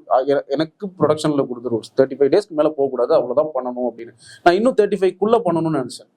ஆனால் என்னால் அவ்வளோ ப்ரெஷராக பண்ண முடியல சில விஷயங்கள். ஏன்னா சில ஸ்டண்ட் எல்லாம் வந்து 2 நாள் பண்ண வேண்டியதை ஒரே நாளில் பண்ணோம். ஸோ அது நம்ம கால் ஷீட் எக்ஸ்டெண்டாக ஒரு டே நைட் பண்ணுறது, டபுள் கால் ஷீட், அது மாதிரி டெய்லி அந்த மாதிரிலாம் போச்சு. ஸோ அதில் வந்து நம்ம ஃபர்ஸ்டே சீன் பேப்பரில் பிரிச்சிருவோம்ல, இந்த சீன்ஸ்லாம் தனியாக, இதெல்லாம் இந்த லொக்கேஷனில் பண்ண போகிறோம், இந்த லொக்கேஷனில் பண்ண போகிறோம், ஸோ இந்த லொக்கேஷனில் இது பண்ணால் இத்தனை நாள் போதும் அப்படின்னு இருக்கும்ல. ஸோ அது வந்து நீங்கள் ஒன்ஸ் ஃபுல்லாக நீங்கள் ஸ்கிரிப்ட் எழுதி முடிச்சிட்டிங்கன்னா அது உங்களுக்கே அது தெரியும், அதை ஈஸியாக கால்குலேட் பண்ணிடுவீங்க. அது டிபெண்ட்ஸ் ஆன் சீன்ஸ் பொறுத்து. இப்போ நான் வந்து ஒரு நாளைக்கு 4 சீன் ஷூட் பண்ணுவோம். அதே வந்து இந்த செகண்ட் ஹாஃப்ல உள்ள சீன்லாம் பெரிய பெரிய சீன், அதெல்லாம் வந்து ஒரு சீனே வந்து ஒரு நாள் ஃபுல்லாக போகும். அது ஒரு சீன்ஸை பொறுத்து தான் இருக்குது. அதுவும் இல்லாமல் அந்த ஆர்டிஸ்ட் அவங்களும் அதுக்கு ஒரு பங்கு. சில ஆர்டிஸ்ட் வந்து வருவாங்க, சில பேருக்கு ரொம்ப கேப் தேவைப்படும் ஒரு சீன். ஸோ அந்த மாதிரி இது நாங்கள் மேக்ஸிமம் ஒரு நாளைக்கு ஒரு 4 சீன் அந்த மாதிரி ஷூட் பண்ணோம். எல்லாருமே ரொம்ப சப்போர்ட்டிவாக இருந்ததுனால இது சீக்கிரம் பண்ண முடிஞ்சது. படம் பார்த்து ரொம்ப நல்லா இருந்தது. இது ரியல் லைஃப்பில் டெய்லி நடக்கிறதா, எங்கள் அப்பார்ட்மெண்ட் டெய்லி நடக்கிறதா, அதனால் என்னெல்லாம் கனெக்ட் பண்ணிக்க முடிஞ்சது. எனக்கு எப்படின்னா இந்த ஸ்க்ரீன் பிளே ஜஸ்ட் ஒரு வீடு இப்போ ஒரு அப்பார்ட்மெண்ட், நான் அப்பார்ட்மெண்ட்டில் இருக்கேன், பட் இது வீடு தான். இந்த ஸ்க்ரீன் பிளே 2 hours நீங்கள் நல்லா கொண்டு போனீங்க. இந்த ஆக்டிங் நீங்கள் எப்படி அவங்ககிட்ட வாங்கி எவ்வளோ டேக் நிறைய போனீங்களா? ஏன்னா பாஸ்கர் சார் நல்லா ஆக்ட் பண்ணுறதா இருந்தாலும் நீங்கள் சொல்லி கொடுத்து அவங்க நடித்தாங்களா, இல்லை அவங்க நீங்கள் டைலாக் மட்டும் நீங்கள் சொல்கிறீங்க அவங்கள ஆக்ட் பண்ணாங்களா? ஸோ அவங்ககிட்ட எப்படி அந்த அவங்ககிட்ட இருந்து வாங்கினீங்க அந்த அவுட்புட்? இது ஃபர்ஸ்ட் இது எல்லாம் ஃபுல்லாக எழுதி முடிச்சதுக்கப்புறம் நாங்கள் ஃபஸ்ட்டு கதை சொல்லி முடிச்சுட்டு எங்களோட கோரிக்கை என்னென்னா ஒரு ஆக்டிங் ஒர்க் ஷாப் கண்டக்ட் பண்ணுவோம். ஸோ எல்லா ஆர்டிஸ்டையுமே வச்சு நம்ம இது கதையை பற்றி பேசணும் ஃபுல்லாக அப்படின்றதுக்கு அதுக்கு எல்லாமே ஓகே ஒத்துக்கிட்டாங்க. ஏன்னா இதை பொறுத்த வரைக்கும் MS பாஸ்கர் சார் அவர் இது பண்ணிடுவார். ஸோ ஹரிஷ் கல்யாணனுக்கு வந்து அவர் இது வரைக்கும் ஒரு லவ் ஸ்டோரியா அப்படி பண்ணதுக்கு அவருக்கு இது புதுசாக இருந்தது. ஸோ அவர் வந்து ஃபுல்லாக சரண்டர் ஆகிட்டார். நீங்கள் என்ன வேணால் சொல்லுங்கள், எப்போ வேணால் மீட் பண்ணலாம், என்ன பண்ணணும் எது நம்ம டிஸ்கஸ் பண்ணலாம்னு சொல்லிட்டாரு. ஸோ எல்லா ஆர்டிஸ்ட்டுமே அவைலபிளாக இருந்தாங்க. ஸோ நான் வந்து இதை எடுத்துகிட்டு ஷூட்டுக்கு போகிறதுக்கு முன்னாடி கிட்டத்தட்ட ஒரு 2-3 days வந்து ஆஃபீஸில் எல்லாருமே அவர் ஹரிஷ் கல்யாண், MS பாஸ்கர் சார், இந்துஜா, பிரார்த்தனா எல்லாருக்கிட்டையுமே வந்து ஸ்கிரிப்டை கொடுத்து எல்லாருமே அதான் ஸ்கிரிப்ட் ரீடிங் செஷன் தான். எல்லாருமே படித்து இந்த கேரக்டர் இது எப்படி டைலாக் சொல்லணும், ரொம்ப அதிகமாக போனால் இல்லை இப்படி. அப்போ வந்து ஆர்டிஸ்ட்குள்ளே இன்ட்ராக்ஷன் இருந்தது. இப்போ MS பாஸ்கர் சார் இல்லைப்பா நீ இந்த டைலாக் இப்படி சொல்லு, அதுக்கு நான் இப்படி பேசுகிறேன் அப்படின்னாரு. சில விஷயம் அவர் அதிகமாக பண்ணும்போது இது ஓகேவான்னு என்கிட்ட கேட்பார். சார் இல்லை சார் இது இப்படி பண்ணலாம், இந்த இடத்துல தயக்கம் இருக்கலாம் அப்படின்னு ஃபுல்லாக நாங்கள் ஃபுல் ஸ்கிரிப்டையுமே ஃபுல்லாகவே பேசிட்டு இப்போ ஸ்பாட்டுக்கு போனோன்னா எனக்குமே வந்து அந்த ஒரு கான்வர்சேஷன்லேயே எனக்கு வந்து ஒரு இது செட் ஆயிடுச்சு. நம்ம இவங்களை எப்படி ஹேண்டில் பண்ண போகிறோன்ற ஒரு ஃபியர் இருக்குல்ல ஃபர்ஸ்ட்டு. ஸோ அது எனக்கு அந்த இடத்துலேயே நல்லா க்ளோஸ் ஆகிட்டோம், கனெக்ட் ஆகிட்டோம். ஸோ ஸ்பாட்டுக்கு போனோன்னா இந்த சீன் தானே, இது அன்னைக்கு பேசணும்ல அதானே அப்படின்றதுல எல்லாமே அதே மாதிரி ஆர்டிஸ்ட் கேட்டுக்கிட்டாங்க. இப்போ வந்து ஹரிஷ் நான் வரதுக்கு முன்னாடி என்ன மாதிரி கேரக்டர் அப்படின்னா நான் ஃபுல்லாக லென்த்தாக முதல் நாள் ஷூட்டுக்கு அவர் ஃபர்ஸ்ட் வந்து ஜாயின் பண்ணுறதுக்கு முதல் நாள் நான் ஃபுல்லாக அனுப்பிட்டேன். இந்த கேரக்டர் இப்படி இருந்தது, பேக் ஸ்டோரியா எல்லாத்தையுமே நான் அனுப்பிட்டேன். அதை கேட்டு அதுக்கு தகுந்த மாதிரி வருவாங்க. ஷூட்டிங் ஸ்பாட்டில் வந்துட்டு அவங்க வேற மைண்ட் செட்டில் வருவாங்க. ஸோ நான் அவங்ககிட்ட காலையிலே போயிட்டு இன்னைக்கு இந்த சீன்லாம் பண்ண போகிறோம். ஸோ என்னோட பிரச்சனை என்னன்னா இந்த படத்தில் ஃபர்ஸ்ட் எடுத்தோடனே வந்து கிளைமேக்ஸ் தான் ஷூட் பண்ணோம். இந்த 2 பேரும் ஆப்போசிட்ல உட்காந்து சண்டை போட்டுப்பாங்களா, அதுதான் ஃபர்ஸ்ட் ஷூட் பண்ணோம். ஸோ இதுக்கு முன்னாடி என்னெல்லாம் எப்படி ட்ராவல் ஆகும் அப்படிங்கிறது தெரியாது. அதாவது ஸ்கிரிப்டாக இருக்குது, மேபி இது ஷூட்டிங்கில் நிறையா மாறலாம். ஸோ இப்போ மாற்ற முடியாது. இது ஃபிக்ஸ் ஆயிடுச்சு, இதுதான் கிளைமேக்ஸ், இதுல இப்படிதான் இருக்கு அப்படின்னு. ஸோ அதுக்கப்புறம் நாங்கள் அப்படியே ரிவர்ஸாக ஒர்க் பண்ண ஆரம்பிச்சோம். ஸ்டார்டிங்கில் எல்லாருமே அதுக்கு சப்போர்ட் பண்ணாங்க. எம்எஸ் பாஸ்கர் சார் வந்து நிறைய சஜஷன்ஸ்லாம் சொல்லுவார், இப்படி பண்ணலாம். இப்போ அவர் அதே மாதிரி நம்ம சொல்கிற சஜஷனையும் எடுத்துப்பார். ஸோ அது வந்து ரொம்ப அது அந்த ஒரு பிரச்சனை இங்கே இருந்ததே இல்லை. அண்ட் பிஃபோராக வந்து அந்த ஸ்கிரிப்ட் ரீடிங் செஷன் இருந்ததுனால எல்லாருக்குமே ஈஸியாக அவங்களுக்குமே வந்து நானும் செட் ஆயிடுச்சு. அதே மாதிரி வந்து திருப்பி வந்து டெக்னீஷியனோட ரீடிங் செஷன் இருந்தது. நான் சினிமாட்டோகிராஃபர், எடிட்டர் உட்காந்து டெக்னீஷியன்ஸ் எல்லாம் உட்காந்து ஒரு வாட்டி பேசணும். ஸோ பேசும்போது இவருங்க ஒரு இன்புட், அவங்க ஒரு இன்புட். ஸோ இது எல்லாமே ரொம்ப ஈஸியாக அந்த மாதிரி ஆயிடுச்சு. ஸோ இன்னும் ஆக்டிங் ஒர்க் ஷாப் நாங்கள் பண்ணலை, அதுக்கான டைம் இல்லை. பட் ஸ்கிரிப்ட் ரீடிங் செஷனில் நாங்கள் என்ன பண்ணணுங்கிறத டிசைட் பண்ணிட்டோம். அதனால ஈஸியாக இருந்தது. படம் வந்து ரொம்ப ரொம்ப யதார்த்தமாக இருந்தது. குறிப்பாக இப்போ சந்தேகங்கள் சொன்னாங்க இல்லையா, அது மாதிரி கொலை பண்ணுற அளவுக்கு போவாங்கன்ட்டு. இப்போ ஆனால் இதை விட கூட அதிகமாக போக வாய்ப்பு இருக்குன்னு தான் என்னுடைய வாழ்க்கை அனுபவத்தில் வந்து கிடைச்சிச்சு. இப்போது உதாரணத்துக்கு வந்து என் நண்பர் வீட்டில் வந்து மேலே குடியிருந்தார். வீட்டு உரிமையாளருடைய நாய் வந்து மேலே தொந்தரவு பண்ணிட்டே இருக்கும். அவர் திமுறா அதெல்லாம் கேட்கறாங்கன்னு இவர் எங்கிட்ட என்ன யோசனை கேட்டாலும், இந்த காரை, அவர் வீட்டு காரை எரிக்கணும் அப்படின்னு எங்கிட்ட திட்டம் கேட்டார். கிட்டத்தட்ட நடைமுறைப்படுத்தவே போனார். அப்புறம் பயந்துக்கிட்டு விட்டார். அதனால அது வந்து இயல்பு நடக்கூடியது நான் வாழ்க்கையில் பார்த்துருக்கேன். இப்போ ஆனால் அதே மீறி இப்போ இன்னும் குறிப்பாக வந்து இந்த வசனம் பற்றி சொல்லும்போது எனக்கு ரொம்ப இப்போ மனசு தொட்டமாக இருந்துங்கிறது, அந்த பைக் உள்ள வச்சு அந்த காரில் தான் அந்த பெயிண்ட் ஓட்டிகிட்டு இருக்கோம். அப்படிங்கும்போது அதை பேச ஆரம்பிக்கும் போது இவர் மன்னிப்பு கேட்பாரு. அங்கே சகஜமாயிட்ட மாதிரி ஒரு நிலைமை வரும். சரி, இப்போ பிரச்சனை தெரிஞ்சானா வந்து டக்குன்னு அவர் என்ன சொல்லுவாருன்னா, கொஞ்சம் ஏன் சார் கொஞ்சம் கேர்லெஸ்ஸாக இருக்கீங்க அப்படின்னு ஏதோ சொல்லுவார் நினைக்கிறேன். அந்த இவர் வந்து ரொம்ப ஒழுங்கான ஆளு அப்படிங்கிறதுனால அந்த கேர்லெஸ்ங்கிற வார்த்தை அவருக்கு காயப்படுத்திடும். நம்மளோட ஆளுமையே வந்து இதாங்க காயப்படுத்தி டெவலப் பண்ணது நல்லா இருந்துச்சு. ஆனால் எனக்கு வந்து இப்போ நீங்கள் சொன்னது அந்த பெண் வந்து ஒரு செக்ஸுவல் அபியூஸுக்கு இருந்தால் சொல்லி கேஸ் கொடுக்க போகும்போது நீங்கள் என்ன சொன்னீங்கன்னா, அவ்வளோ எக்ஸ்ட்ரீமாக பெண்ணை வந்து பாசமாக இருக்கிறவர் எப்படி மாறுறாங்கிறதுக்காக அங்கே அதை முன்னாடி வச்சோன்னு சொல்கிறீங்க. எனக்கு அதில் வந்து என்ன முரண்பாடாக தோணுதுன்னா, அவர் வந்து அங்கே பெண்கள் விஷயத்தில் இந்த இன்றைய காலத்து மீறி ரொம்ப பிற்போக்காளராக இருக்காரு. முழுக்க முழுக்க ஒரு பொருளாக பெண்ணை பார்க்கக்கூடிய நிலைமை இருக்காரு. கல்யாணம் பண்ணி கொடுக்கணும், செலவழிக்கணும், வரதட்சணை கொடுக்கணும் அப்படின்னு சொல்லிட்டு அவர் ஒரு காதல் பற்றின பேச்சு கூட வீட்டில் கேட்கக்கூடாது அப்படிங்கிறது இப்போலாம் யாராவது இருப்பாங்களான்னு தெரியல. அந்த அளவுக்கு பிற்போக்கான திரைப்படங்களில் காதல்ங்கிறது இயல்பாயிட்டதுனால அவர் வந்து இவ்வளவு பிற்போக்கான ஒரு ஆள், பெண்ணை வந்து ஒரு ஆப்ஜெக்டாக பார்க்கக்கூடிய ஒரு ஆள் வந்து எப்படி வந்து ஒரு தன் பெண்ணை வந்து ஒரு பாலியல் வன்முறை நடந்தால் கூட வந்து வெளியில் போய் சொல்ல கூச்சப்பட்டு தான் பெரும்பாலான மக்கள் இருக்காங்க. ஆனால் அதையும் மீறி இவர் போகிறதுங்கிறது என்னால் ஏற்றுக்கொள்ள முடியல. குறைஞ்சது வந்து வேற ஏதாவது ஒரு கிரைமை வந்து அவரோட தொடர்புப்படுத்தி வச்சிருக்கலாமோ. ஏன்னா இப்போ வந்து நான் 100% நம்புறேன், இவ்வளோ ஆப்ஜெக்டிஃபை பண்ண பிறகு அந்த மனுஷன் வந்து இதை பண்ணுவாராங்கன்னு எனக்கு ஒரு முரண்பாடு. எனக்கு அதில் இன்னொரு கேள்விங்கிறது, எனக்கு எதிரான விஷயங்கிறது, இந்த பெண்கள் செக்ஷுவல் அபியூஸ் ஆகி இந்த பாக்ஸோல போகிற கேஸ்லாம் நான் பார்க்கும்பொழுது என்ன பிரச்சனை வருதுன்னா, அவங்க வேற ஏதோ ஒரு வெஞ்சன்ஸுக்காக வந்து இப்படி பண்ணிட்டாங்களோ அப்படின்ட்டு எதிர்த்தரப்புல கிரியேட் பண்ணுறாங்க. எதிர்த்தரப்பு வழக்கு நிறுவனம் வந்து என்ன கிரியேட் பண்ணுறாங்கன்னா, நீ வந்து ஏதோ ஒரு பெர்மிஷன் கேட்டாரு, இவங்க வந்து கொடுக்க மறுத்துட்டாங்க, அதனால பொண்ணை வச்சு இப்படி பண்ணுறாங்க அப்படின்னு சொல்லி ஒரு பொய்யா வாக்குவாதம் பண்ணுவாங்க. இது வந்து ஏற்கனவே வந்து ஒரு பாலியல் குற்றங்கள் வந்து கொண்டு போக தயக்கமாக இருக்கிற காலகட்டத்தில் வந்து இப்படி நடித்து இப்படி பண்ணக்கூடுங்கிறது எந்த அளவுக்கு வந்து கொஞ்சம் வளர்ந்துட்டு இருக்கிற சமயத்தில் வந்து பாதிப்பு ஏற்படுத்தும்னு நினைக்கிறீங்க? நன்றி. இல்லை, இது வந்து அதான் நான் ஆரம்பத்திலே சொன்ன மாதிரி தான். அது அது நிறைய எங்களுக்குள்ளேயே அந்த ஒரு டிஸ்கஷன் இருந்தது, இது இப்படி பண்ணணுமா வேணாமான்னு. ஸோ அதனால தான் அவர் பேசுகிற டயலாக்ல கூட ரொம்ப தெளிவாக அவர் வந்து அன்னைக்கு போயிருந்தேன். ஸோ மேலே வந்து நான் கரெக்டாக போகும்போது இவன் முயற்சி பண்ணான், அதாவது அந்த விஷயம் நடந்துருச்சுன்னு கூட அவர் அதை ப்ரொஜெக்ட் பண்ண மாட்டார். அதுக்கான நடக்க அந்த டைம்ல நான் போயிட்டேன் அப்படின்பாரு. ஸோ அதுல கூட அவர் அந்த கான்சியஸா இருக்கணுங்கிறதுக்காக பண்ணதான். இல்லை, கண்டிப்பா அது வந்து நிறைய அதுல முரண் இருக்கு, அதை நான் அதை அக்செப்ட் பண்ணிக்கிறேன். மேபி அது வந்து இன்னும் கொஞ்சம் ஜஸ்டிஃபை பண்ணியிருக்கலாம். பட் என்னன்னா, எனக்கு கொஞ்சம் ஸ்ட்ராங்கா எனக்கு கேரக்டரே இப்படிப்பட்ட ஒருத்தர் வந்து இப்படி மாறுறாரு, அப்போ மாறும்போது ஒரு பயங்கர ஈவலா தெரியணும் அப்படிங்கிறதுக்காக பண்ண சில விஷயங்கள் தான்.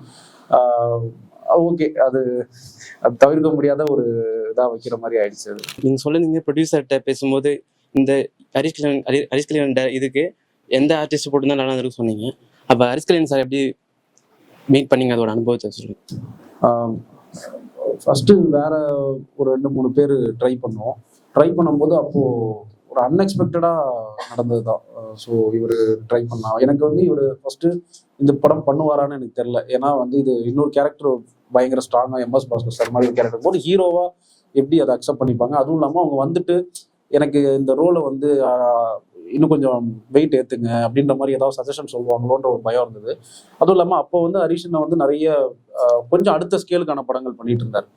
கொஞ்சம் பட்ஜெட்டாகவும் சரி அடுத்த ஸ்கேல் போகணும் அப்படின்னு பண்ணிட்டு போது இதை பண்ணுவாரான்னு ஒரு டவுட் இருக்குது. அன்எக்ஸ்பெக்டடாக நடந்த ஒரு மீட்டிங் தான். எனக்கு யதார்த்தமாக ஒரு ப்ரொடக்ஷனில் செட் பண்ணாங்க, போய் கதை சொன்னேன். ஒரு 20 நிமிஷம் கதை சொன்னேன். ஸோ 20 நிமிஷம் கதை சொல்லும் போது அவங்களுக்கு ஓகே நல்லா இருக்கு அப்படின்னாங்க. நல்லா இருக்குன்னு அவங்களுக்கு தோணுச்சு. பட் இதை நம்ம பண்ணலாமான்ற டவுட் அவங்களுக்கு இருந்தது. தென் அவங்க டிஸ்கஸ் பண்ணிட்டு உடனே பண்றேன்னாங்க. ஒரு 1 மந்த்துக்குள்ள பவுண்டு ஸ்கிரிப்ட் கேட்டாங்க. அப்போ நான் பண்ணிக்கிட்டு இருந்தேன். அது ஃபினிஷிங் ஸ்டேஜ்ல இருந்து அப்புறம் நான் திருப்பி ஒரு வாட்டி ரீஒர்க் பண்ணி அவங்க கிட்ட கொடுத்தேன். தென் அதை படிச்சுட்டு அவர் வந்து பர்சனலாக கொஞ்சம் கனெக்ட் ஆகிட்டார் அந்த பார்க்கிங் அப்படிங்கும்போது. அவர் சொன்னார், நான் கதை சொல்லும் போது அன்இன்சிடென்ட்னு ஒரு படம் பார்த்தேன், அதுவும் இதே மாதிரி தான். அது வந்து ரோட்டில் நடக்கும், ஹார்ன் அடிப்பாங்க, அதுக்கப்புறம் 2 பேருக்குள்ள ஈகோவா போகும்னு சொல்லியிருந்தாரு. ஸோ எனக்கு அந்த படம் எனக்கு ரொம்ப பிடிச்சிருந்தது. நீங்கள் சொல்கிற போது எனக்கு அதே மாதிரி எனக்கு இருந்தது. ஸோ நான் பண்ணலாம் அப்படின்னு சொன்னார். ஸோ அதுக்கப்புறம் அப்படிதான் நடந்தது. நிறைய யங்ஸ்டர்ஸ் வந்துட்டு டைரக்ட் ஆகணும்னு வீட்டுக்குள்ள கிடைக்கும், நிறைய பேர் வராங்க. நீங்க கொடுக்குற மோட்டிவேஷன்? இல்லை, நிறைய பேர் வந்து நிறைய வெளியூர்லேருந்து நிறைய நம்ம வீட்டில் வந்து ரொம்ப ஒரு ஃபேமிலியோட நல்லா ஹாப்பியாக அந்த ஒரு டைமோட நம்மளை பார்த்துக்கிறதுக்கு நிறைய பேர் இருந்திருப்பாங்க. நம்ம அதெல்லாம் விட்டுட்டு நம்ம இங்கே வந்து ஒரு சினிமா அப்படின்ற ஒரு கனவுக்காக வரோம். ஸோ வந்துட்டு என்னன்னா முடிஞ்ச அளவுக்கு வந்து அது பேஷன்ஸ் ரொம்ப முக்கியம்தான். ஏன்னா நமக்கு சில நேரத்தில் வந்து ஒன்றுமே கிடைக்காத மாதிரி இருக்கும். சில நேரம் எனக்குமே வந்து ஒரு ரெண்டு வாட்டி படம் ஸ்டார்ட் ஆகிற நிலைமையில இருந்தது, அதுக்கப்புறம் ஆகலை. ஸோ நம்ம முடிஞ்ச அளவுக்கு வந்து நம்ம அந்த பேஷன்ஸோட ஹோல்ட் பண்ணோம்னா நல்லா இருக்கும். ஏன்னா ஒரு கட்டத்துக்கு மேலே வந்துட்டு எதுவுமே செட் ஆகலை அப்படின்னு நான் அப்படிதான் போகலாம் அப்படின்ற ஒரு முடிவு இருந்தது. ஒரு வருஷம் வந்து என்ன ஒரு 2 டைரக்டர் கிட்ட இருந்தேன். ஸோ அது 2 பேருமே வந்து படம் பண்ணுற மாதிரியே இல்லை. ஸோ டெய்லி ஆஃபீஸ் வர சொல்லுவாங்க, அவங்களுக்கு முன்னாடி நான் ஆஃபீஸ் வரணும். அவங்களாம் போனதுக்கப்புறம் ஒரு 10-11 மணி மேலே தான் நான் கிளம்புவேன். ஸோ அவங்க நம்மளை பற்றி அதெல்லாம் யோசிக்கவே மாட்டாங்க. பட் அவங்க படம் பண்ணுவாங்களானோ ஒரு வேளை பண்ணிட்டாங்கன்னா அப்படின்ற ஒரு இது இருக்கும். அதனால நான் ரொம்ப கஷ்டப்பட்டு அவங்ககிட்டே அந்த மாதிரி சில பேட் இன்சிடென்ட்ஸ்லாம் இருக்கு. ஆனால் அதுக்காக நம்ம கஷ்டப்பட்டுட்டு நம்ம வெளியில பேக் அடிச்சிடக்கூடாது. ஒரு நல்ல டீம்ல அதுக்கப்புறம் நம்ம சேர்ந்தோம்னா நான் அப்படிதான். அதுக்கப்புறம் எனக்கு ஒரு வாய்ப்பு கிடைச்சிது. அதுதான் நான் ஃபர்ஸ்ட் ஒரு கேட்டே இல்லை, அதுக்கப்புறம் ஒரு கேட் கிடைச்சிது. உள்ள போனா நிறைய கேட் இருந்தது. ஸோ இவ்வளவுதானா அப்படின்னு என்னை பொறுத்த வரைக்கும் நான் எப்படி சொல்றேன் அப்படின்னா, நான் வந்து இந்த படத்துல ஃபர்ஸ்ட் ஒரு படம் பலூன் ஒரு படத்துல ஜாயின் பண்ணேன். அந்த படத்துல வந்து எனக்கு அதுக்கு முன்னாடி ஒரு வருஷம் நான் எதுவுமே கிடைக்கல. ரொம்ப அலைஞ்சி வீட்டில் கூப்பிடுறாங்க, நீ பசங்க வந்து வேற ஏதாவது நல்ல வேலை நாங்களே வந்து ஏதாவது சிபார்ஸ் பண்ணி வைக்கிறோம், எதுவுமே வேணாம் இதுதானே. ஸோ ஒரு கட்டத்துக்கு மேலே எதுவுமே கிடைக்கல. அப்போ இந்த படத்தில் ஒர்க் பண்ணேன். சம்பளம் இல்லை. ஃபர்ஸ்ட் படம் நமக்கு தெரியும், அசிஸ்டன்ட் டைரக்டர்ஸாக சம்பளம் தரமாட்டாங்க. பட் நமக்கு இந்த வாய்ப்பு கிடைச்சதே பெரிய விஷயம்னு சொல்லி அதில் டே அண்ட் நைட்டாக ஒர்க் பண்ணேன். டே அண்ட் நைட்டாக என்ன பிரச்சனை, ஏன்னா அந்த படத்தில் இருந்து நான் ஃபர்ஸ்ட் பெரிய டைரக்டர் கிட்ட போனேன் அசிஸ்டன்ட் டைரக்டராக ஜாயின் பண்ணோம்னு சொல்லி. ஸோ அந்த டைரக்டர் என்ன சொன்னார், நீங்கள் ஒரு படம் அனுபவத்தோட வாங்க அப்படின்னாரு. சரி ஓகே, நான் அப்செட் ஆகி ரொம்ப வருஷம் ட்ரை பண்ண வரேன். சரின்னு சொல்லிட்டு நான் வந்துட்டேன். அதுக்கப்புறம் எனக்கு இந்த படம் கிடச்சி. இந்த படத்தில் வெறும் 5 பேர் தான் இருந்தோம். ஆனால் அவ்வளோ வேலை இருந்தது, கற்றுக்கிறதுக்கும் நல்லா இருந்தது. அதே மாதிரி இதில் நம்ம இல்லைன்னா இங்கே ஒரு சில விஷயங்கள் நடக்காது அப்படின்ற அளவுக்கு. இதே ஒரு பெரிய படத்தில் 20 பேர் இருப்பாங்க. நம்ம அங்கே நம்ம அங்கே டேரக்டரோட இன்ட்ராக்ஷன் கூட இருக்காது. ஸோ எனக்கு அது கிடச்சிது. இந்த படத்தில் நான் ஒர்க் பண்ணி முடிச்சதுக்கப்புறம் இந்த படத்தோட மேனேஜர் தான் என்னை வந்து இன்னொரு படத்துக்கு கூப்பிட்டு போனார். அதுக்கப்புறம் அந்த படத்தில் ஒர்க் பண்ணேன். ஸோ அதே மேனேஜர் தான் இப்போ நான் அங்கே ஒர்க் பண்ண அந்த ஒரு சம்பவத்தினால தான் எனக்கு அதே டைரக்டர் வந்து எனக்கு படம் கொடுத்தாரு ப்ரொடியூசராக. ஸோ ஒன்ஸ் ஒரு வாய்ப்பு கிடைச்சதுன்னா அதுக்கு எவ்வளோ ட்ரஸ்ட்ஃபுல்லாக எவ்வளோ வந்து அதுக்கு நம்ம ஃபுல் இன்புட்டை போட்டு ஹார்ட் ஒர்க் போட்டு ஒர்க் பண்ணுறோமோ, ஒர்க் பண்ணோன்னா நம்மளே அது அழகாக கூப்பிட்டு போயிடும். அதுதான் பேஷன்ஸும் அந்த ஒரு விஷயமும் வேணும். இல்லை, அது யூஸ்வலாக சொல்லுவாங்க, ஒரு ஸ்கிரிப்ட் பேப்பரில் வந்து ஒரு பேஜுக்கு 1 மினிட் அப்படின்னு சொல்லுவாங்க. அது சில நேரம் சில சமயம் நம்ம ஆக்ஷன்ஸ் மட்டும் எழுதியிருப்போம், அது டியூரேஷன் மாற வாய்ப்பு இருக்கு. ஸோ நம்ம என்னன்னா ஸ்டார்டிங்லேயே நம்ம ஸ்கிரிப்டாக இப்போ இதில் வந்து 121 பேஜ் பார்க்கிங் எழுதியிருந்தேன். ஸோ எனக்கு தெரியும் இந்த படம் வந்து ஒரு 2.25 மணி நேரம் வரும். அதை கால்குலேட் பண்ணும்போது 2.25 மணி நேரம். அதுக்கப்புறம் நான் வந்து ஒவ்வொரு சீனையும் சும்மா நான் பண்ணது வந்து ஒரு சீன் அப்படியே நாங்கள் பசங்க ஏடிஸோட அப்படியே பேசிட்டு அப்படியே டியூரேஷன் போட்டுவிட்டோம். இப்போ ஃபர்ஸ்ட் சீனு இது ஃபுல்லாக அந்த டயலாக்காக ஆப்போசிட்டாக அவங்க பேசி காட்டுவாங்க. இவன் டைலாக் சொல்லுவான், அதுக்கு அவன் ரிப்ளை பண்ணுவான். ஸோ அது ஒரு 3 நிமிஷம் எழுதிட்டோம். 3 நிமிஷம். அப்போ வந்து இது இன்னும் கொஞ்சம் எக்ஸஸாக போகிறது கூட வாய்ப்பு இருக்குது. அப்போ இது இன்னும் 1 நிமிஷம் ஆட் பண்ணிப்போம், 4 நிமிஷம். ஸோ இந்த மாதிரி நாங்கள் ஆஃபீஸில் சும்மா இருக்கும்போது இதெல்லாம் பண்ணோம். அப்போ வந்து 2 மணி நேரம் 15 நிமிஷம்லாம் வந்துச்சு. ஓகே அப்படிதான் அந்த மாதிரி நாங்கள் ஒரு கால்குலேட் பண்ணோம். பட் அது தேவையில்ல. அது வந்து சும்மா எக்ஸஸாக நமக்கு பண்ணணும்னு பண்ணது தான், அது தேவையில்ல. பட் நம்ம பவுண்டரே நம்ம முடிவு பண்ணிடும். அந்த பவுண்டர் நம்ம 4 பேர்கிட்ட சொல்லும் போதே இது வந்து எவ்வளோ லென்த் இருக்கு, நம்ம சொல்லும் போது நமக்கே தெரியும் இது லென்த் இருக்கு, இது இன்னும் கம்மி பண்ணலாம், இந்த விஷயங்கள் தேவையில்லை அப்படின்னு தெரியும். அந்த மாதிரி அதுக்கப்புறம் எடிட்ல நிறைய மாறும். பட் என்னன்னா என்னை பொறுத்த வரைக்கும் நம்ம பிகினிங்ல படம் பண்ணும்போதே வந்து இதோட ஃபர்ஸ்ட் கட் வந்து 2 மணி நேரம் 30 நிமிஷம் இருந்தது இந்த படத்துக்கு. அதுக்கப்புறம் வந்து அப்படியே கம்மி, கிட்டத்தட்ட ஒரு 20 நிமிஷம் ட்ரிம்மிங்ல கம்மியாச்சு. ஸோ 2 hours 8 minutes வந்தது படத்துல. ஆனா நம்ம ஸ்கிரிப்ட் எழுதும் போதும் சரி, படம் பண்ணும் போதுமே வந்து நம்ம இந்த டியூரேஷன் மைண்ட்ல வச்சுட்டு பண்ணா ரொம்ப நல்லா இருக்கும். ஏன்னா நிறைய பேர் வந்து 3.5 மணி நேரம் 4 மணி நேரம்லாம் வந்து ஃபர்ஸ்ட் கட் வரும். ஸோ அதுக்கப்புறம் நம்ம ஏன்னா கஷ்டப்பட்டு ஷூட்டிங்ல எடுப்போம், அதுக்கு நிறைய முதலீடு செலவு அதெல்லாம் இருக்கு. அதை தாண்டி வந்து அதை வந்து நம்ம எடிட்ல தூக்கி போடுறதுக்கு நம்ம எதுக்கு அவ்வளோ கஷ்டப்படணும். ஸோ ஸ்டார்டிங்லேயே இது போதும், இதுதான் விஷயம் அப்படிங்கிறதுல நம்ம கொஞ்சம் கிளாரிட்டியா இருந்து பண்ணா நமக்கு எல்லாமே நமக்கு பட்ஜெட்டாகவும் நம்ம எவ்வளோ பட்ஜெட் கம்மி பண்றோமோ நமக்கு அடுத்து ஒரு நல்ல பேர் கிடைக்கும்ல. இந்த பட்ஜெட்டுக்குள்ள முடிச்சிட்டாங்க, இந்த டேஸ்க்குள்ள முடிச்சிட்டாங்க. அதனால எடிட்ல தூக்கி போடாம பிகினிங்லேயே நம்ம பேப்பர்லேயே நம்ம கட் பண்ணா நல்லா இருக்கும். ஓகே சார், இப்போ ப்ரொடியூசர் வந்து உங்களுக்கு தெரிஞ்சவர்னு சொன்னீங்க சார். சப்போஸ் நீங்கள் தெரியாத ப்ரொடியூசர்கிட்ட போயிருப்பீங்களா சார்? அவர் உங்கள்கிட்ட ஒரு விஷயம் சொல்லியிருப்பார், ஓ இது நம்மக்கிட்ட இல்லைன்னு சொல்லி ஒரு விஷயம் நீங்கள் ஃபீல் பண்ணியிருப்பீங்களா சார்? அப்படி ஒரு விஷயம் என்ன விஷயம் சார்? நீங்கள் வந்து லேர்ன் பண்ணாமல் போன ஒரு விஷயம். லேர்ன் பண்ணாமல் போனது என்னன்னா, ஒரு கதை எழுதி முடிச்சுட்டு அதை பற்றி ஒரு 10 பேர்கிட்ட நான் டிஸ்கஸே பண்ணாமல் அதை எடுத்துகிட்டு போயிட்டு ஒரு ப்ரொடியூசர் கிட்ட இது நல்லா இருக்கும் அப்படின்னு போயிட்டேன். ஸோ அவங்க வந்து ஒரு 4-5 அதை சொன்னல ஒரு ஃபர்ஸ்ட் ஒரு 10 நிமிஷத்துலேயே இது ஒர்க் அவுட் ஆகலன்ட்டாங்க. மேபி அதை வந்து நான் இன்னும் ஒரு 10 பேர்கிட்ட உட்காந்து இன்னும் டைம் எடுத்துட்டு, உடனே போகணும்னு இல்லை, இன்னும் ஒரு டைம் எடுத்துட்டு நிறைய பேர் டிஸ்கஸ் பண்ணி அதை இன்னும் நல்லா பெட்டரா பண்ணிட்டு போயிருந்திருக்கலாம் அப்படின்னு தோணுச்சு. ஸோ அதுக்கப்புறம் நான் சொல்றேன் சார், இது நான் வேற மாதிரி ஒரு சேஞ்ச் பண்ணிட்டு வரேன், சரி வாங்க அப்படின்னாங்க.